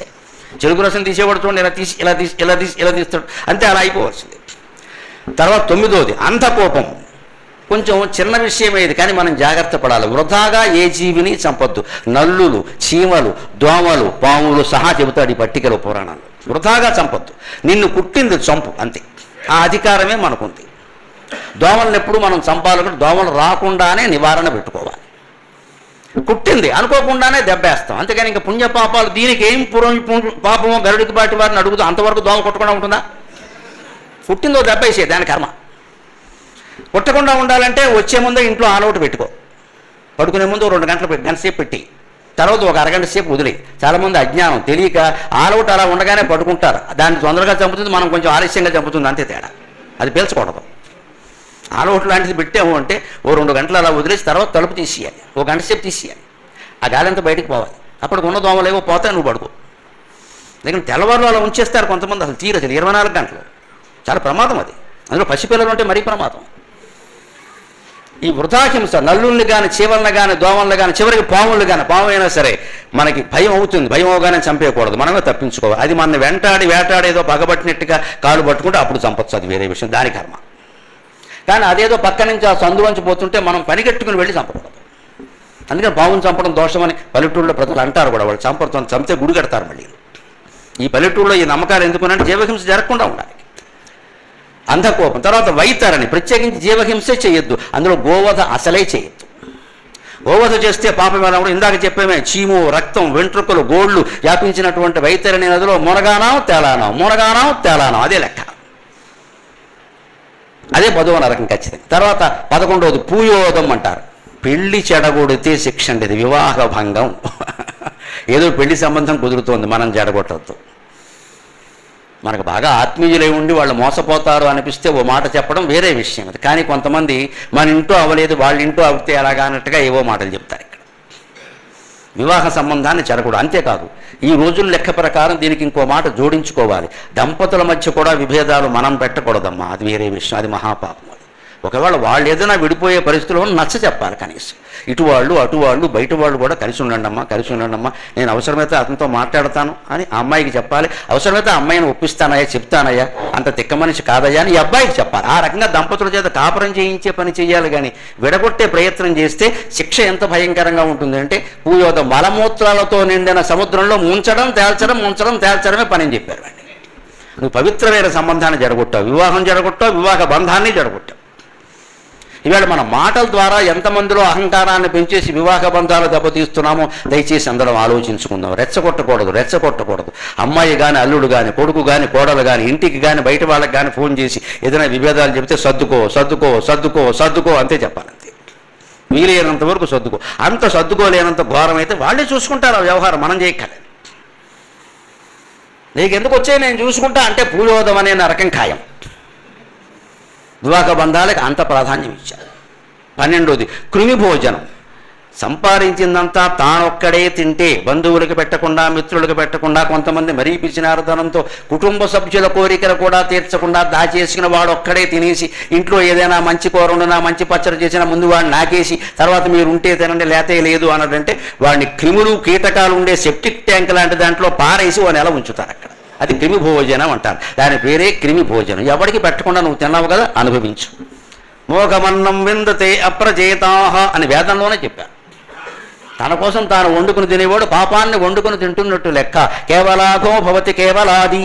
తన కోసమే తాను వండుకున్నాడు, ఇంకెవరికి భోజనం పెట్టలేదు అంటే పాపాన్ని వండుకొని తిన్నట్టే. అది 12వది. 13వది ఉంది ప్రాణరోధం, హత్యలు. ఇవాళ ఎన్ని జరుగుతున్నాయో చూడండి. లోకంలో జరుగుతున్నవి పత్రికల్లో వార్తలన్నీ హత్య లేదా ఆత్మహత్య, మరో మాట లేదండి. హత్య లేదా ఆత్మహత్య, చేస్తే హత్య లేదా చేసుకుంటే ఆత్మహత్య. బలహీనుడు ఆత్మహత్య చేసుకుంటాడు, బలవంతుడు హత్య చేస్తాడు. ప్రాణరోధం అంటే హత్య కదా, దాని నరకం పేరే ప్రాణరోధం. దానికి శిక్ష ఏమిటంటే నరకంలోకి తీసుకెళ్లి ప్రత్యేకమైన ఒక గదిలో పెట్టి బల్యాలతో, బాణాలతో, వేట కొడవళ్లతో వేటాడతారు. మనిషి చావడం, ఒక్కో అవయవం తెగిపోతూ ఉంటుంది. మళ్ళీ దాన్నే నరకాలంటే అతికించి మళ్ళీ నరుకుతారు. ఆ సౌకర్యం కూడా ఉంది. ఫ్రీగా శస్త్రచికిత్స చేస్తారు, ప్లాస్టిక్ సర్జరీ కూడా చేస్తారు, మళ్ళీ నరుకుతారు. నరకాలంటే అతకాలగా వాళ్ళు ఇవన్నీ మంత్రశక్తితోనే చేయగలరు. వాళ్ళు ఏమి అబద్ధాలు అనుకోవద్దు దయచేసి. అన్నీ పక్కా సత్యాలు, అనుమానం ఎలా నిజమవుతాయో రేపటి ప్రసంగంలో చెబుతాను నేను. అన్నీ మన అనుభవాల మీద రుజువుతాయి, ఏం అనుమానం లేదండి. అన్నీ పక్కా నిజమవుతాయి, ఒక్కటి కూడా అసత్యం లేదు. అది ప్రాణరోధం. అందుకని వాడిని అలా బాధపడతారు బాణాలతో బలాలతో. 14వ నరకం కాలసూత్రం. తల్లిదండ్రులను చూడని వాళ్ళని, వృద్ధులను ధిక్కరించిన వాళ్ళని, వృద్ధులకు అన్యాయం చేసిన వాళ్ళని, వాళ్ళ చేత ఆస్తులు రాయించేసుకుని వాళ్ళని గెంటేసిన వాళ్ళని ఎంత భయంకరమైన శిక్ష వేస్తారు అంటే తల్లకిందులుగా వేలాడదీసి కింద మంట పెడతారు. ఇవాళ ఎన్ని జరుగుతున్నాయో చూడండి, పత్రికల్లో ఎన్ని వార్తలు వస్తున్నాయి. వృద్ధులు ఎంత నిరాదరణకు గురవుతున్నారు. పత్రికల్లో అయితే వారానికో వ్యాసం వస్తుంది వృద్ధుల నిరాదరణ మీద, వారానికో వ్యాసం. చివరికి ప్రభుత్వం ప్రత్యేక చట్టాలు చేయవలసి వస్తుంది వృద్ధుల్ని కాపాడడానికి. కేంద్ర ప్రభుత్వం ప్రధానమంత్రి ఏదో రోజుకి PMVY వయోజన యోజన అని పెట్టి 8% వడ్డీ ఇచ్చాడు. 8% వడ్డీ వృద్ధులకి, అది సీనియర్ సిటిజన్స్ 60 ఏళ్ళు దాటాలి ఖచ్చితంగా. 8% వడ్డీ మామూలుగా ఎక్కడ బ్యాంకుల్లో లేదు కదా, ఇచ్చారు. ఎందుకంటే వృద్ధులు ఇబ్బంది పడుతున్నారు, వాళ్ళకి కాస్త వడ్డీ ఎక్కువ ఇద్దాం, వాడు ఏదో ఇంట్లో ఉండి కాలక్షేపం చేసుకుంటారు. అంటే జరిగిన ఘోరం ఏమిటంటే, నేను కూడా అందులో కొంత 60 ఏళ్ళు దాటాక నేను కొంత డిపాజిట్ చేశాను, కానీ తర్వాత మొన్న ఎప్పుడో మళ్ళీ చేద్దామంటే ఇప్పుడు ఆ పథకం లేదన్న. అదేమిటన్నా, మొత్తం బ్లాక్ మనీ అంతా రకరకాల వాళ్ళందరూ పట్టుకొని అందులో దాచేస్తున్నారండి. 60 ఏళ్ళు దాటైన నిబంధన ఒకటే కదా. రకరకాలుగా సంపాదించామని కోట్లు దాచేస్తే చివరి కేంద్ర ప్రభుత్వం వాళ్ళు వడ్డీ ఇవ్వలేక ఆ పథకం రద్దు చేశారు. బాబోయ్ తీసేయండి, ఈ దేశంలో కష్టం ఇదంతా. ఎవరికి మానవత్వం ఉండదు. ప్రభుత్వం ఏమండి ఉచిత పథకం పెడితే పెట్టచ్చండి. వికలాంగులకో దివ్యాంగులకో ఎవరికైనా వితంతువులకో పెట్టండి. మనం ఎందుకు తీసుకోవాలండి? ఖాళీగా కూర్చుని మనకేం సిగ్గు లేదా? బిచ్చగాళ్ళమా? వద్దని చెప్పలేమా? అబ్బే వచ్చింది లాగే. ఎవరైనా అక్కడ అక్షయ పాత్రాన్ని పెట్టి భోజనం పెడతారంటే జమీందారుల ఇళ్ల నుంచి కూడా వెళ్ళిపోతారు అక్కడికి. ఎవరి కోసం పెట్టారు? అది అన్నం లేని వాళ్ళ కోసం. వాళ్ళకి దక్కాలంటే మనం వెళ్ళకూడదండి. ఆ జ్ఞానం మనకే ఉండాలి. ప్రభుత్వాల మార్పు కాదండి, ప్రజల్లో మార్పు రావాలి. ఆ ప్రజల్లో మార్పు కోసమే నేను చాలా తాపత్రయపడుతున్నానమ్మా, చాలా తాపత్రయపడుతున్నాను. ప్రవచనం ద్వారా ప్రజల్లో మార్పు. ముఖ్యంగా నాకు నమ్మకం ఏమిటంటే, ఇవాళ యువతరం 20 నుంచి 40లోగా ఉండేవాళ్ళు 90% తెలుగు వాళ్ళు నా మాటలు వింటున్నారు. నాకు ఆనందంగా ఉంది. నాకు ఆనందం. ఖచ్చితమైన మార్పు వస్తుంది సమాజంలో, ఖచ్చితమైన మార్పు. ఇంకా 70 ఏళ్ళు దాటిన వాళ్ళు ఎలా ఆలోచిస్తారంటే ఏదో ఇలా వెళ్ళిపోతే చాలు, ఇంకా మార్పు తట్టుకోలేరు. కానీ యువతరం అలా కాదు, మారాలి. ఎందుకు చెప్పారు ఆయన అని మార్పు ఆశిస్తారండి ఖచ్చితంగా వాళ్ళు. ఖచ్చితంగా భవిష్యత్ తరం మారుతుందమ్మా, లేకపోతే భగవంతుడు మాకు ఇంత శక్తి ఇచ్చాడు అంటే నీ కర్తవ్యం ఇది నువ్వు చేయమని. ఈ మనిషి మధ్యాహ్నం భోజనం చేశాడు, ఇప్పుడు ఎడితే 2 పళ్ళు తిని పడుకుంటాను. 2010 నుంచి నాకు నియమం అంతే, 2 పళ్ళు తినడం పడుకోవడం. మరి ఇంత శక్తి ఎక్కడి నుంచి వచ్చింది? మధ్యాహ్నం అన్నం పెట్టిన వాళ్ళు ఆ తల్లి అడిగింది, ఏమంటే ఏమి తింటలేదు మీరు? చెప్పడం అలాగాని. అమ్మవారిని అడుగమ్మా, నాకేం తెలుసు. పొద్దున్న టిఫిన్ తింటాం, మధ్యాహ్నం భోజనం చేస్తాం, అంతే. ఇంకేం లేదు. మళ్ళీ మనాడు పొద్దునే ఇంకా రాత్రి ఇది అయ్యాక ఇంటికి వెళ్ళడం, వారి ఇంట్లో కూర్చొని 2 పళ్ళు తినడం అంతే. శక్తి ఎక్కడి నుంచి వస్తుంది? లోకాన్ని బాగు చేయడం కోసం భగవంతుడు నాకు ఆ శక్తి ఇస్తున్నాడని భావిస్తున్నాడు. తల్లిదండ్రులను నిరాదరణ చేస్తే తల్లకిందులుగా వేలాడదీసి మంట పెడతారు. 15వ నరకం సారమేయోదనం. ఇది ప్రత్యేకం, ఇవాళ బాగా చెప్పుకోవాల్సిన మాట. క్లబ్బులు పబ్బులు నడిపేవాళ్ళు, అందులో ఆడేవాళ్ళు, జూదం ఆడిన వాళ్ళందరినీ తీసుకెళ్ళి కుక్కలకి భోజనంగా వేస్తారండి. గరుడ పురాణంలో ఉంది. ఇప్పుడు జూదం ఆడాలో అక్కర్లేదో నిర్ణయించుకోండి. కుక్కలకి భోజనంగా వేస్తారు. జూదం అంత నేరంగా భావించారు. ఎందుకు జూదం అంటే జూదం అనుకోకండి, కోడి పందాలంటే బెట్టింగ్. వాడెవడో గెలుస్తాడని వీడు బెట్టింగ్ ఏమిటండి? తెలంగాణ ఎన్నికలకి భీమవరంలో బెట్టింగా? ఇంత విచిత్రం ఎక్కడైనా ఉందా? భీమవరానికి తెలంగాణకి ఏం సంబంధం? ఇక్కడ ఎవడు గెలిస్తే వాళ్ళకెందుకు కావాలంతే. ఊడు పొగరు, ఇష్టం అంతే. ఎకరాలు పోగొట్టుకోవడం, ఇంట్లో ఆడాలు ఏడుస్తూ కూర్చోవడం. ఇక్కడ ఎందుకంతా? నీకు ఎవడు గెలిస్తే నీకే, నీకు ఒరిగేది ఏంటి ఇక్కడ? ఇదే మన పిచ్చి. ఈ బెట్టింగ్ రుణయాపుల వల్ల ఎంతమంది మోసపోతున్నారో చూడండి. దానికి శిక్ష పెట్టాడు గరుడ పురాణంలో. దీనితో రుణయాపు బెట్టింగ్ అన్నాడు. అప్పుడు మాట అప్పుడు చెబుతాడు. జూదం అంటే ఏంటి మరి? జూదం ఆడితే కుక్కలకి వేస్తారు భోజనం కింద. భోజనం అంటే ఏమిటి? ముక్కల కింద కుక్క కరిచేస్తూ ఉంటుంది. వీడు ప్రాణం పోదు, కండలు ఊడిపోతూ ఉంటాయి. అది కండలన్నీ లాగేగానే ఒక్కసారి ఎమకింకాడికే చూస్తుంది. వాడు మళ్ళీ ప్లాస్టిక్ సర్జరీ చేస్తాడు, మళ్ళీ వస్తుంది ఇక్కడ రెండోసారి. కానీ సరిపోదు, చాలా క్లబ్బులు పెట్టాడు. ఇది శిక్ష. ఇంత భయంకరంగా ఉంది, తేడా ఏముంటుంది ఇందులో? ఇంకోటి తప్తూర్మీన నరకం ఉంటుంది. అక్రమ సంబంధాలు పెట్టుకున్న ప్రతి పురుషుణ్ణి, ప్రతి స్త్రీని అక్కడికి తీసుకెళ్ళి ఏ పురుషుడితో సంబంధం పెట్టుకుందో ఆ పురుషుడు ఇనప విగ్రహాన్ని అక్కడ పెట్టి దాన్ని బాగా కాల్చేస్తారు. ఆ పురుషుడిని కౌగులించుకోమని 1.5 గంట అట్టి పెడతారు. వాడితో పెట్టుకున్నావు కదా, మొగుడిని కాదని పెట్టు, కౌగులించుకో. తిక్క కుదిరిపోతుంది. పురుషుడైనా అంతే. ఏ స్త్రీతో సంబంధం పెట్టుకున్నాడో ఆ స్త్రీ ఇనప విగ్రహాన్ని అక్కడ తయారు చేయించి దాన్ని బాగా కాల్చేసి, కమ్మరి దుకాణంలో అంటిస్తారు, అలా కాల్చేసి వెళ్ళు దాన్ని కౌలించుకో, దాని మీద మోచుతేనే కదా పిల్లలకి అన్యాయం చేసావు, పిల్లలకి అన్యాయం చేసావు, దాన్ని పెళ్లి చేసుకున్న రకంగా అన్నవరం పట్టుకెళ్ళి దేవుడికి తెలియదు అనుకుంటున్నావా? పట్టుకెళ్ళి దాన్ని కౌలించుకో, ఏముందో చూడు అని అదే అవయవాలతో అదే రకమైన మూర్తిని ఇనప విగ్రహాన్ని తయారు చేసి కౌగులించుకునేలా చేసి పక్కన దగ్గరుండి మొత్తం అయ్యే వరకు 2-2.5 గంటల సినిమా అయ్యే వరకు బయట రావడానికి లేదు. మధ్యలో పాప్కార్న్ కూడా ఉండదు, ఒకటి ఇంటర్వెల్ లేదు. సినిమాలో అయితే పాప్కార్న్ ఉంటుంది. ఇది పాపకారణం కదా, అందుకని దీనికి ఇంటర్వెల్ ఉండదు. అది పాపకారణం, ఇది పాపకారణం, అందుకని దీనికి ఇంటర్వెల్ ఉండదు. అది తప్తోర్మి అని అనుకో. 17వది వజ్రకంటకం. సమాజంలో వ్యాధులు వ్యాపించకుండా మన పూర్వులు తీసుకున్న జాగ్రత్త. వాళ్ళ స్వలింగ సంపర్కాలను చట్టబద్ధం చేస్తారు. వ్యభిచారానికి సహజీవనం అని అందమైన పేరెట్టారు. ఎలా పెడతారో తెలియదు, అదే వ్యభిచారం. పెళ్లి కాకుండా అమ్మాయి అబ్బాయి కలిసేలా ఉంటే వ్యభిచారం కాకపోతే ఏమంటారు అన్నది, దానికి సహజీవనం అని పెట్టారు. ఇక్కడ ఏదో పెద్ద పవిత్ర జీవనంలాగా మొత్తం అందరూ తయారయ్యారు. ఇక్కడ యువతరంలో కొంతమందికి పెళ్ళిళ్ళు నచ్చడం లేదు, ఎందుకంటే అనవసరంగా సహజీవనం. అది కూడా మానేరాదా? అబ్బాయి అది మానలేడు. ఇక్కడ అంటే లైంగిక భోగానికి ఆడది కావాలి, మొగాడు కావాలి. వివాహ బంధం, పిల్లలు, ధర్మం ఏం వద్దు. ఎక్కడ ఇది ఇలాగే పెడితే సమాజం ఏమైపోతుందో ఆలోచించండి. మనకంటే 5,000 ఏళ్ల ముందు, ఇంకా చెప్పాలంటే లక్షల ఏళ్ల ముందు ఆలోచించిన గరుత్మంతుడికి, విష్ణుమూర్తికి, వ్యాస భగవానుడికి నమస్కారం. వ్యాస భగవానుడికి నమస్కారం. వజ్రకంటకం అంటే జంతువులతో సంభోగం. పశు సంభోగం చేస్తే మూతిలో పడేసి వాతలు పెడతారు ప్రత్యేకంగా. పశువులతో సంభోగిస్తావు, దానివల్ల ఎన్ని రోగాలు వస్తాయి. నా ఇష్టం అంటే కోర్టు ప్రకారం ఎలా ఉంటుందంటే లైంగిక వాంఛ తీర్చుకుందుకు రాజ్యాంగం హక్కు కల్పించి, ఇదే జంతువులతోట వాళ్ళని శిక్షించాలి. ప్రతిదీ చట్టబద్ధం ఎలా చేస్తారండి? సమాజం చెడిపోతుంది ఖచ్చితంగా. ఎందుకంటే ఈ జంతువుతో సంభోగం వల్ల వాడికి ఒక వ్యాధి వస్తుంది, వాడు తర్వాత పెళ్లి చేసుకుంటాడు, భార్యకు వస్తుంది. వీడు ఇంక జంతువులతోనే ఉంటాడని ఏం లేదు కదా. ఇవి నిషేధించాల్సిన విషయాలు. ఇవి మీకు కరోనా లాంటి భయంకరమైన వ్యాధులు ఇలాంటి వాటి వల్ల వ్యాపిస్తాయి. చైనా నుంచి వచ్చింది కరోనా. ఎందుకు వచ్చిందండి? వాళ్ళు ఏం తింటారో గమనించండి. కుక్కల్ని తింటారు, కోతుల్ని తింటారు, బల్లుల్ని తింటారండి. వాళ్ళు మనుషుల పాములు తింటారు.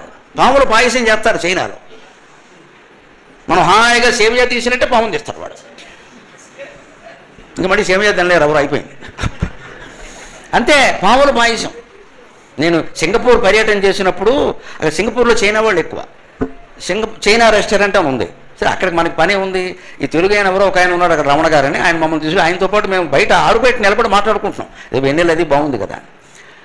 అప్పుడు ఈ చైనా రెస్టారెంట్ అంటే నేను ఇందులో ఏమి వండుతారని అడిగాను. పాముల పాయసం వండుతారు, బల్లుల్ని వేపుడు చేస్తారు, కప్ప కాళ్ళు ఫ్రై అన్నారు. బాబోయ్, కప్ప కాళ్ళు ఫ్రై, ఈ పదం ఎంత బాగుందో అనుకున్నాను. అదేమిటండి వాళ్ళకు లెక్క ఏమీ లేదా? మేము ముగ్గురు నిలబడి మాట్లాడుకుంటున్నాం. నాకు పరిశీలన అలవాటు కదా, గొప్ప చమత్కారం జరిగింది. ముగ్గురు నిలబడి మాట్లాడుకుంటూ ఈ రమణ గారు నాకేదో చెబుతున్నాడు ఇక్కడ ఇలా జరుగుతుంది. వాళ్ళకి ఇది అది అని ఏం లేదా, అన్నిటినీ తింటారా అన్న అంటే ఈ పక్కన ఉన్నాయని అన్నాడు. రమణ గారు అన్నాడు, వాళ్ళకు ఒక లెక్క ఉందండి చైనా శాస్త్రంలో, ఆకాశానికి వీపు చూపించే ఏ జంతువునైనా తినేయచ్చు అన్నారు వాళ్ళు. ఆకాశానికి వీపు చూపించే ఏ జంతువునైనా తినేయచ్చండి, వాళ్ళకి అంతకంటే లెక్క ఏమీ లేదు. ఆకాశానికి వీపు చూపించిన జంతువు ఏముంటుందండి అసలు? ఇలా అన్నప్పుడు ఏమైంది, నాతో మాట్లాడుతున్న ఒక తెలుగు ఆయన చిల్లర డబ్బులు కింద పడ్డాయి. ఆయన వంగాడు. వంగకయ్య బాబు నిన్ను తినేస్తాడు. నా చమత్కారం నాకు ఉంటుంది కదా. ఆయన జేబులో చిల్లర డబ్బులు కింద పడ్డా, అవి తీసుకుంది ఏదో చిల్లర కోసం వంగకయ్య, చైనావాడు తినేస్తాడు, ఎందుకంటే నువ్వు ఆకాశానికి వీపు చూపిస్తున్నావు. ఇటువంటి అనాగరిక జాతులు ఉన్నాయండి ప్రపంచంలో.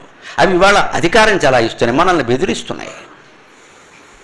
దానికి శిక్ష వేశాడు ఖచ్చితంగా. వజ్రకంటకం అని చెప్పి పశు సంభోగం చేస్తే వాతలు పెడతారు ఖచ్చితంగా అన్నాడు. తర్వాత శాల్మలి అంటే బూరుగు చెట్టు, అది ముళ్ళు బాగా ఉన్నటువంటి బూరుగు చెట్టు. ఆ శాల్మలి వృక్షానికి ఎందుకని దాని దగ్గర ఏం చేస్తారయ్యా ప్రత్యేకంగా? బాధ పెట్టడంలో కూడా బలహీనుడు బాధ వేరు, బలవంతుడు బాధ వేరు. ధనవంతుడైన వాడు, బలవంతుడైన వాడు, అధికారంలో ఉన్నవాడు ఒకవేళ మనం బాధ పెట్టినా తట్టుకుంటాడు. బలహీనుడు ఎలా తట్టుకుంటాడండి? అంచేత బలహీన వర్గాలంటూ కొంచెం ప్రత్యేకమైన, ప్రతి వాళ్ళలో బలహీనులు ఉంటారు. వాడి మానసిక బలహీనతనో శారీరక బలహీనతనో నువ్వు సొమ్ము చేసుకున్నావు అంటే మిత్రమా అనుమానం వెళ్ళలేదు, నీకు శాల్మలి అనే నరకం ఖాయం. బలహీనుల్ని బాధ పెట్టినా, సాయం చేసిన వాడిని బాధ పెట్టినా సరే ఈ శిక్ష ఉంటుంది. ఎందుకంటే లోకంలో స్వభావం అండి, సాయం చేసిన వాడినే కొంతమంది బాధ పెడుతూ ఉంటారు. ఆ బాధ పెట్టిన వాళ్ళకే సాయం చేస్తారండి. అటువంటి దయార్ద్ర హృదయాలు కూడా ఉన్నారు, ఏమనాలి. అందుకే అతి మంచితనం పనికిరాదని చెబుతాడు వ్యాసుడు భారతం ఉద్యోగ పర్వంలో చెబుతాడు అన్నమాట. మనకి అతి మంచితనం కూడా పనికిరాదండి. బాధ పెట్టిన వాడికి మనం సాయం చేయడం ఏంటండి? అపకారికి ఉపకారం ఇప్పుడు చెప్పుకోవలసిన మాట కాదు ఇది. అపకారికి మళ్ళీ జీవితంలో మర్చిపోలేనంత అపకారం చేయాలి. అదే కలికాలం అంటే లెక్క. వాడు మళ్ళీ ఎవడు గుర్తు రావద్దు. ఇంకా ఉపకారికే ఉపకారం చేస్తాం. అపకారికి ఎందుకంటే ఉపకారం అంత గౌతమ బుద్ధుడు సిద్ధాంతాలు పనిచేసే కాలం కాదండి ఇది. అపకారి గోప వాచిపోవాలి, మళ్ళీ పైకి లేవద్దు. ఇంకా వాడు మనకి చేసిన అపకారం మళ్ళీ జీవితంలో ఎవరికి చేయనంత దెబ్బ తగలాలి వాడికి. మనం చేయించాలి ఖచ్చితంగా దాన్ని, డబ్బు ఖర్చు పెట్టైనా సరే. అంతేగాని వదిలేస్తే నీ మంచితనం ఏదో నలుగురు అనుకోవచ్చు, లోకం పాడైపోయింది నీ వల్ల. అపకారికి ఉపకారం చేయడం ఏంటి? ఉపకారికి ఉపకారం చేయి, ఇంకా ఎక్కువ ఉపకారం చేయి కావాలంటే. అపకారికి అపకారమే జరగాలి ఖచ్చితంగా. నేరానికి తగిన శిక్ష ఉంటేనే లోకం బాగుంటుంది. అందుకని శాల్మలి బూరుగు చెట్టు కాబట్టి పైనుంచి కిందికి బూరుగు చెట్టు, ముళ్ళ బూరుగు చెట్టు నుంచి ఇలా పైకి కిందికి లాగడమే పని. 19వ నరకం విశేషణం.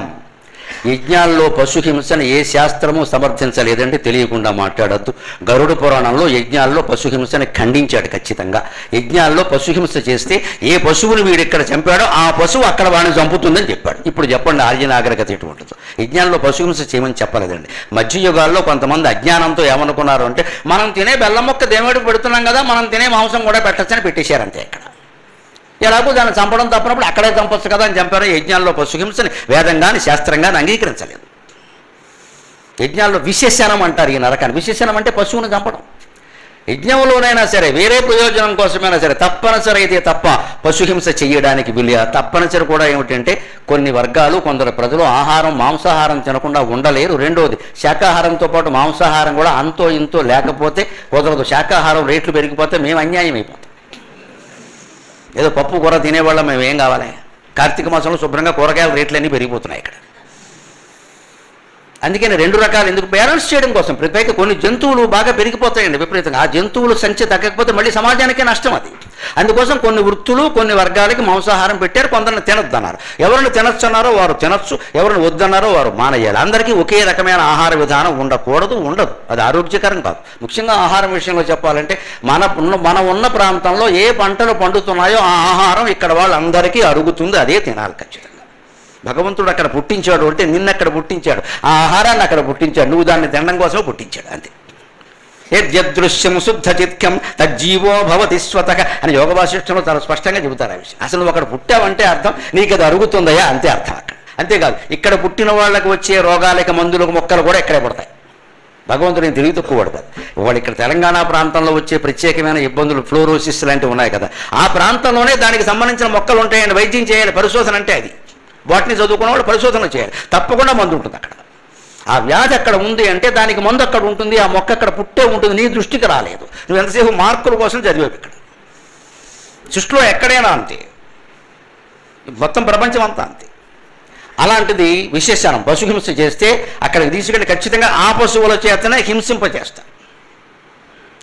ఇంకో మాట నానాభక్షణం అన్నారు అని. ఏంటి? ఏది పడితే తినడం. అభక్ష్యం అపేయం ఉంటాయి, లెక్కలు ఉంటాయి. భక్ష్యాభక్ష్యాలు ఉంటాయి, వధ్యావధ్యాలు ఉంటాయి, పేయాపేయాలు ఉంటాయి, తినేవి తినకూడనివి ఉంటాయి, తాగేవి తాగకూడనివి ఉంటాయి. రేపు డిసెంబర్ 31 రాత్రి ట్యాంకు బండ మీద ఏం భాగవతం జరుగుతుందో చూడండి. అన్నీ తినకూడనవే తింటారు, తాగకూడనవే తాగుతారు, అరవకూడని అరుపులే అరుస్తారు. దీన్ని న్యూ ఇయర్స్ డే అంటారు, ఏమంటారో తెలియదు.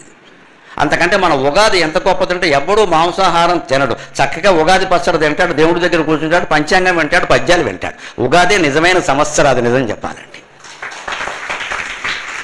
అర్ధరాత్రి ఏమీ మారకుండా డేట్ ఎలా మారుతుందండి? అర్థం లేని వాడు ఎవడో పెట్టడం మనం పాటించాలి. అక్కడ ఏమీ మారలేదు. నువ్వు పడుకున్న దుప్పటి కూడా మారలేదు, డేటు మారింది. నువ్వు మార్చుకుంటే మారుతుంది, దానికే ఉంది అక్కడ.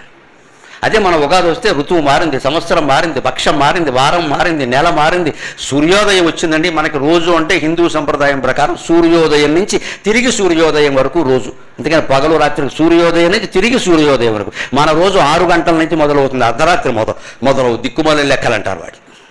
అందుకే కొన్ని బాగా ఖరీదైన హోటల్స్లో చూడండి, ఇదేం అన్యాయం అనుకున్నా. అర్ధరాత్రి 12కి డేట్ మారిందని 2 రోజులు రెంట్ వేసేస్తాడు వాడు. మరీ దారుణం, 2 రోజులు రెంట్. ఎవడైనా హోటల్కి ఎప్పుడు వెళ్తాడు? పొద్దున్న వెళ్తాడు కదా. అది 2వ రోజు వాడు వెళ్ళిపోతే పర్వాలేదు, రాత్రికి 2వ రోజు చేసేస్తాడు. మాకు పొద్దున్న హోటల్కి వెళ్ళామండి. ఎవరైనా రైలు దిగి పొద్దున్న వెళ్తాం కదా, మన్నాడు పొద్దున్న ఖాళీ చేయించండి. ఒకరోజే వెయ్యారు కదా, వెయ్యరండి. నేను చూశాను కొన్ని చోట్ల రాత్రి మార్చేస్తాను. మాకు 12 మిడ్ నైట్ ఎవడు మారుతాడు అంటే అర్ధరాత్రి ఖాళీ చేసి పొమ్మంటావా? కేవలం వ్యాపారం ఇది. ఫారిన్లో అలా ఉంటుంది, ఫారిన్లో మాత్రం ఎందుకు ఉంటుంది? ఉంటే మాత్రం మీరు చేస్తారు. నేను చూశానమ్మా, విశాఖపట్నంలో ఒక హోటల్లో చూశాను నేను. కార్యకర్తలు భరించారు కాబట్టి సరిపోయింది, నేను ఎక్కడి నుంచి భరించానండి? వాళ్ళు భరించినందుకే బాధపడ్డాను. ఇదేమిటండి అంటే ఇక్కడ ఇంతేనండి, మీకు ఎందుకు ఆ విషయం, మీకు ఎందుకు ఏమిటండి, ఇదేం అన్యాయం అడగద్దా అన్నాను నేను. వేస్తున్నారండి అలాగా. అర్ధరాత్రి డేటు మారిందిట, అందుకని కంప్యూటర్ ఆటోమేటిక్గా మార్చేది. కంప్యూటర్ మార్చుకో, అదేమిటది కంప్యూటర్, నువ్వు పెట్టిన కంప్యూటర్ మార్చుకో. రేటు మారితే రేటు మారుతానంటే అర్ధరాత్రి ఎవడన్నా ఖాళీ చేస్తాడు హోటల్ని, పొద్దున ఖాళీ చేస్తాడు. కానీ ఈ వ్యాపారాలు ఎందుకు అవుతున్నాయి? వీటికి అన్నిటికీ శిక్షలు ఉన్నాయి ఖచ్చితంగా. పిచ్చి వేషాలు లేదు ఇక్కడ, అనవసర వ్యాపారాలు చేయడానికి వీల్లేదు. అంటే ఇవన్నీ జరిగే విలాసాలన్నీ మీరు గమని తినకుండా తింటారు, తాగకుండా తాగుతారు. ఇవాళ అన్నం తినమంటే తన అడ్డమైన గడ్డి తింటున్నారు బయట. ఇవన్నీ రోగాలకి కారణమవుతున్నాయి. దాంతోపాటు శిక్ష కూడా. అభక్ష్య భక్షణం చేస్తే అక్కడ క్రిమికీటకాలతో ఉండే కొండంలో పారేసి నెల్లాళ్ళ వరకు బయటికి తీయరు. 21వ చిట్ట చివరిది అయఃపానం. ఇది ఇవాళ సమాజంలో భయంకరంగా వ్యాపించిన వ్యసనానికి శిక్ష. మద్యపానం చేసిన వాడిని గరుడ పురాణం ప్రకారం నరకంలో పెట్టి ఇనుము కరిగించి గొంతు ఇలా లాగి పోస్తారు. బాగా ఎన్ని సీసాలు తాగాడో అన్ని సీసాలు పోస్తారు. ఇప్పుడు సమాజహితానికి గరుడ పురాణం ఎంత ఉపయోగపడుతుందో చూడండి. జూదాన్ని ఖండించాడు, అక్రమ సంబంధాలు ఖండించాడు, మద్యపానాన్ని ఖండించాడు. అమ్మ, ఆడవాళ్ల మీద అత్యాచారాలు జరుగుతున్న వాటికి, ముఖ్యంగా బాలికల మీద జరుగుతున్న వాటికి మద్యపానమే కదండి ప్రధాన కారణం. ఎవడైనా ఎందుకు చేస్తాడని? చిన్నపిల్ల 8 ఏళ్ళు లేవు, ఏం అనుభవిస్తాడండి? నాకు అర్థం కాదు. పిచ్చెక్కింది వాడికి. ఎందుకు ఎక్కింది? సప్లై చేశారు కూర్చోబెట్టి ఇక్కడ, తక్కువ ధరలకి ఎక్కువ ధరలకేను వాడిని మాయ చేసేసారు. చేతిలోనేమో 10 రూపాయలు పెడుతున్నారు ఉచితంగా, సాయంత్రానికి 100 లాగేస్తున్నారు. పెత్వా ఏం మోసం, ఏం మాయిది? దానికి గరుడ పురాణంలో చివరి నరకంలో 21వ నరకంలో వేసిన శిక్ష ఏమిటంటే, ఇనుము కరిగించి తాగిన వాడిని కింద దవడ ఒకడు లాగుతాడు రెబ్బన పెట్టి, ఇంకోటి పై దవడ లాగుతాడు, మళ్ళీ ఇప్పుడు తప్పి అంటాడు. అప్పుడు అందులో ఎన్ని సీసాలు తాగాడో అన్ని సీసాలు పోతాడు. ఎక్కడెక్కడ తాగాడో అంతా. ఇప్పుడు తాగాలో అక్కర్లేదు ఆలోచించుకోండి. ఎవరైనా ఆ వ్యసనం ఉన్నవాళ్ళు ఈ మాటలు విని మానేస్తే ఆ పుణ్యం చాలు, నాకు వేరే పుణ్యం ఏమక్క. భయంతో మానేసినా చాలు. సరే, ఇలా భయపెట్టి పంపడం మంచిది కాదు కాబట్టి 21 నరకాలు అయిపోయాయి కాబట్టి 22వ నరకం కూడా చెప్పేసాను, అది కూడా అయిపోయింది, అప్పగించేసానుగా మొత్తం. ఇక నేను గుర్తుపెట్టుకోగల. ఇప్పుడు ఒక మాట చెప్పి నేను ఈ వేళకి సెలవు తీసుకుంటాను. ఈ మొత్తాన్ని తప్పించుకుందుకు, మనస్సును పవిత్రం చేసుకుందుకు ఒక్క ఉపాయం చెప్పాడండి. సుగమం భగవన్నామా జిహ్వాచ వశవర్తిని, సుగమం భగవన్నామ జిహ్వాచ వశవర్తిని, తదాపి నరకం యాంతి దిగ్ధిగస్తు నరాధమాక. సుగమం భగవన్నామ జిహ్వాచ వశవర్తిని, తదాపి నరకం యాంతి దిగ్ధిగస్తు నరాధమాక. ఈ 21 నరకాల శిక్షలు ఏవీ లేకుండా ఉండాలి అంటే మన మనస్సు పవిత్రంగా ఉండాలి, వ్యసనాల పాలు కాకుండా ఉండాలి, అన్యాయాలు చేయకుండా ఉండాలంటే సుగమం భగవన్నామ నమ శివాయ నమ శివాయ నమ శివాయ నమో నారాయణాయ నమో నారాయణాయ నమో నారాయణాయ శ్రీమాత్రే నమః శ్రీమాత్రే నమః శ్రీమాత్రే నమః. ఏదో ఒక నామాన్ని స్మరించలేరా? దానికి ఏమైనా డబ్బు ఖర్చు అవుతుందా? ఓపిక ఏమన్నా తగ్గిపోతుందా? జిహ్వాచ వశవర్తిని, పలికేది నాలుకతో కదా, నాలుకని అధీనంలోనే ఉంది కదా, ఎవరు ఏమీ లాగేయలేదు కదా. మరి ఎందుకు బద్దకిస్తున్నావు మిత్రమా అని హెచ్చరిస్తోంది గరుడ పురాణం. ఇన్ని భయంకర పాపాల నుంచి తప్పించుకొచ్చండి కేవల భగవన్నామ స్మరణతో. శిక్షల నుంచి తప్పించుకుందాం అనుకోవద్దు, పాపం నుంచి తప్పించుకునే ప్రయత్నం చేయండి. ఇంకా చేయకుండా ఇంకోటి కూడా చెబుతున్నా, ఏమండి ఇప్పటి వరకు తాగేవండి, మరి దానికి ఆ శేషాలన్నీ పోసేయడం ఖాయమే అని దానికి కూడా చెబుతా. నాకు సమాజం బాగుపడడం కావాలి, అంత భయపడక్కర్లేదు, అంత భయపడక్కల్లా. వ్యాసుడు భారతంలో వనపర్వంలో చెబుతాడు, ఏ పాపమైనా సరే పోవాలంటే నకురియాం పునరతి, ఇది మళ్ళీ చేయను, ఇది మళ్ళీ చేయను అని మీ ఇంట్లో పూజా మందిరం దగ్గరే అమ్మవారి విగ్రహం, విష్ణుమూర్తి విగ్రహం ఏదున్నా ఆయన పాదాల మీద ప్రమాణం చేసి ఈ రోజు నుంచి ఆ వ్యసనం మానేయండి, పాత పాపాలు కూడా అనుభవించక్కర్లేదు. మొత్తం రమేషన్ మరి ఒక రాష్ట్ర ముఖ్యమంత్రికి విశేష అధికారాలు ఉన్నప్పుడు 14 లోకాలు పరిపాలించే శ్రీ మహావిష్ణువుకు ఉండదా? ఆయన మనం పాపాలనే శ్రీరామ చుట్టేస్తాడు, అనుమానం ఎలా? ఎప్పుడు నకురియాం పునరితి, ఊరికే నామస్మరణ చేస్తే కుదరదు. తప్పు చేశాను, ఫలానా వాళ్ళ ఆస్తి కొట్టేశాను, ఫలానా వాళ్ళని ఏదో చేశాను, చంపలేదు కానీ చంపమని చెప్పాను, అది కూడా తప్పేగా, నన్ను క్షమించు, ఇంకెప్పుడు చేయను అని మన ఇంట్లో ఉండే పూజ దీనికోసం కాశీ కాకినాడ అక్కర్లేదు, ఖర్చు దండగా. చిత్తశుద్ధి ప్రధానం. ఆ ఇంట్లో ఉండే పూజా విగ్రహం పాదాల మీదే చెయ్యి పెట్టి నమస్కారం చేసి తప్పు చేశాను, నేను ఇంక చేయను, నకుర్యాం పునరితి. వ్యాసుడు స్పష్టంగా చెబుతాడు ఆరణ్య పర్వంలో, నేను మళ్ళీ చేయనంటే మహాపాపాలు సైతం ప్రక్షాళన అయిపోయే అవకాశం ఉందండి. దయచేసి అలా చేసుకుందాం, జీవితాన్ని ప్రక్షాళన చేసుకుని హాయిగా ఉన్నారు. ఇక్కడ పాత వాటికి భయపడక్కలేదు, కొత్త వాటికి భయపడకాలి. మన రక్షించడానికి 3 నామాలు ఉన్నాయి. నమః శివాయ, నమో నారాయణాయ, శ్రీమాత్రే నమః.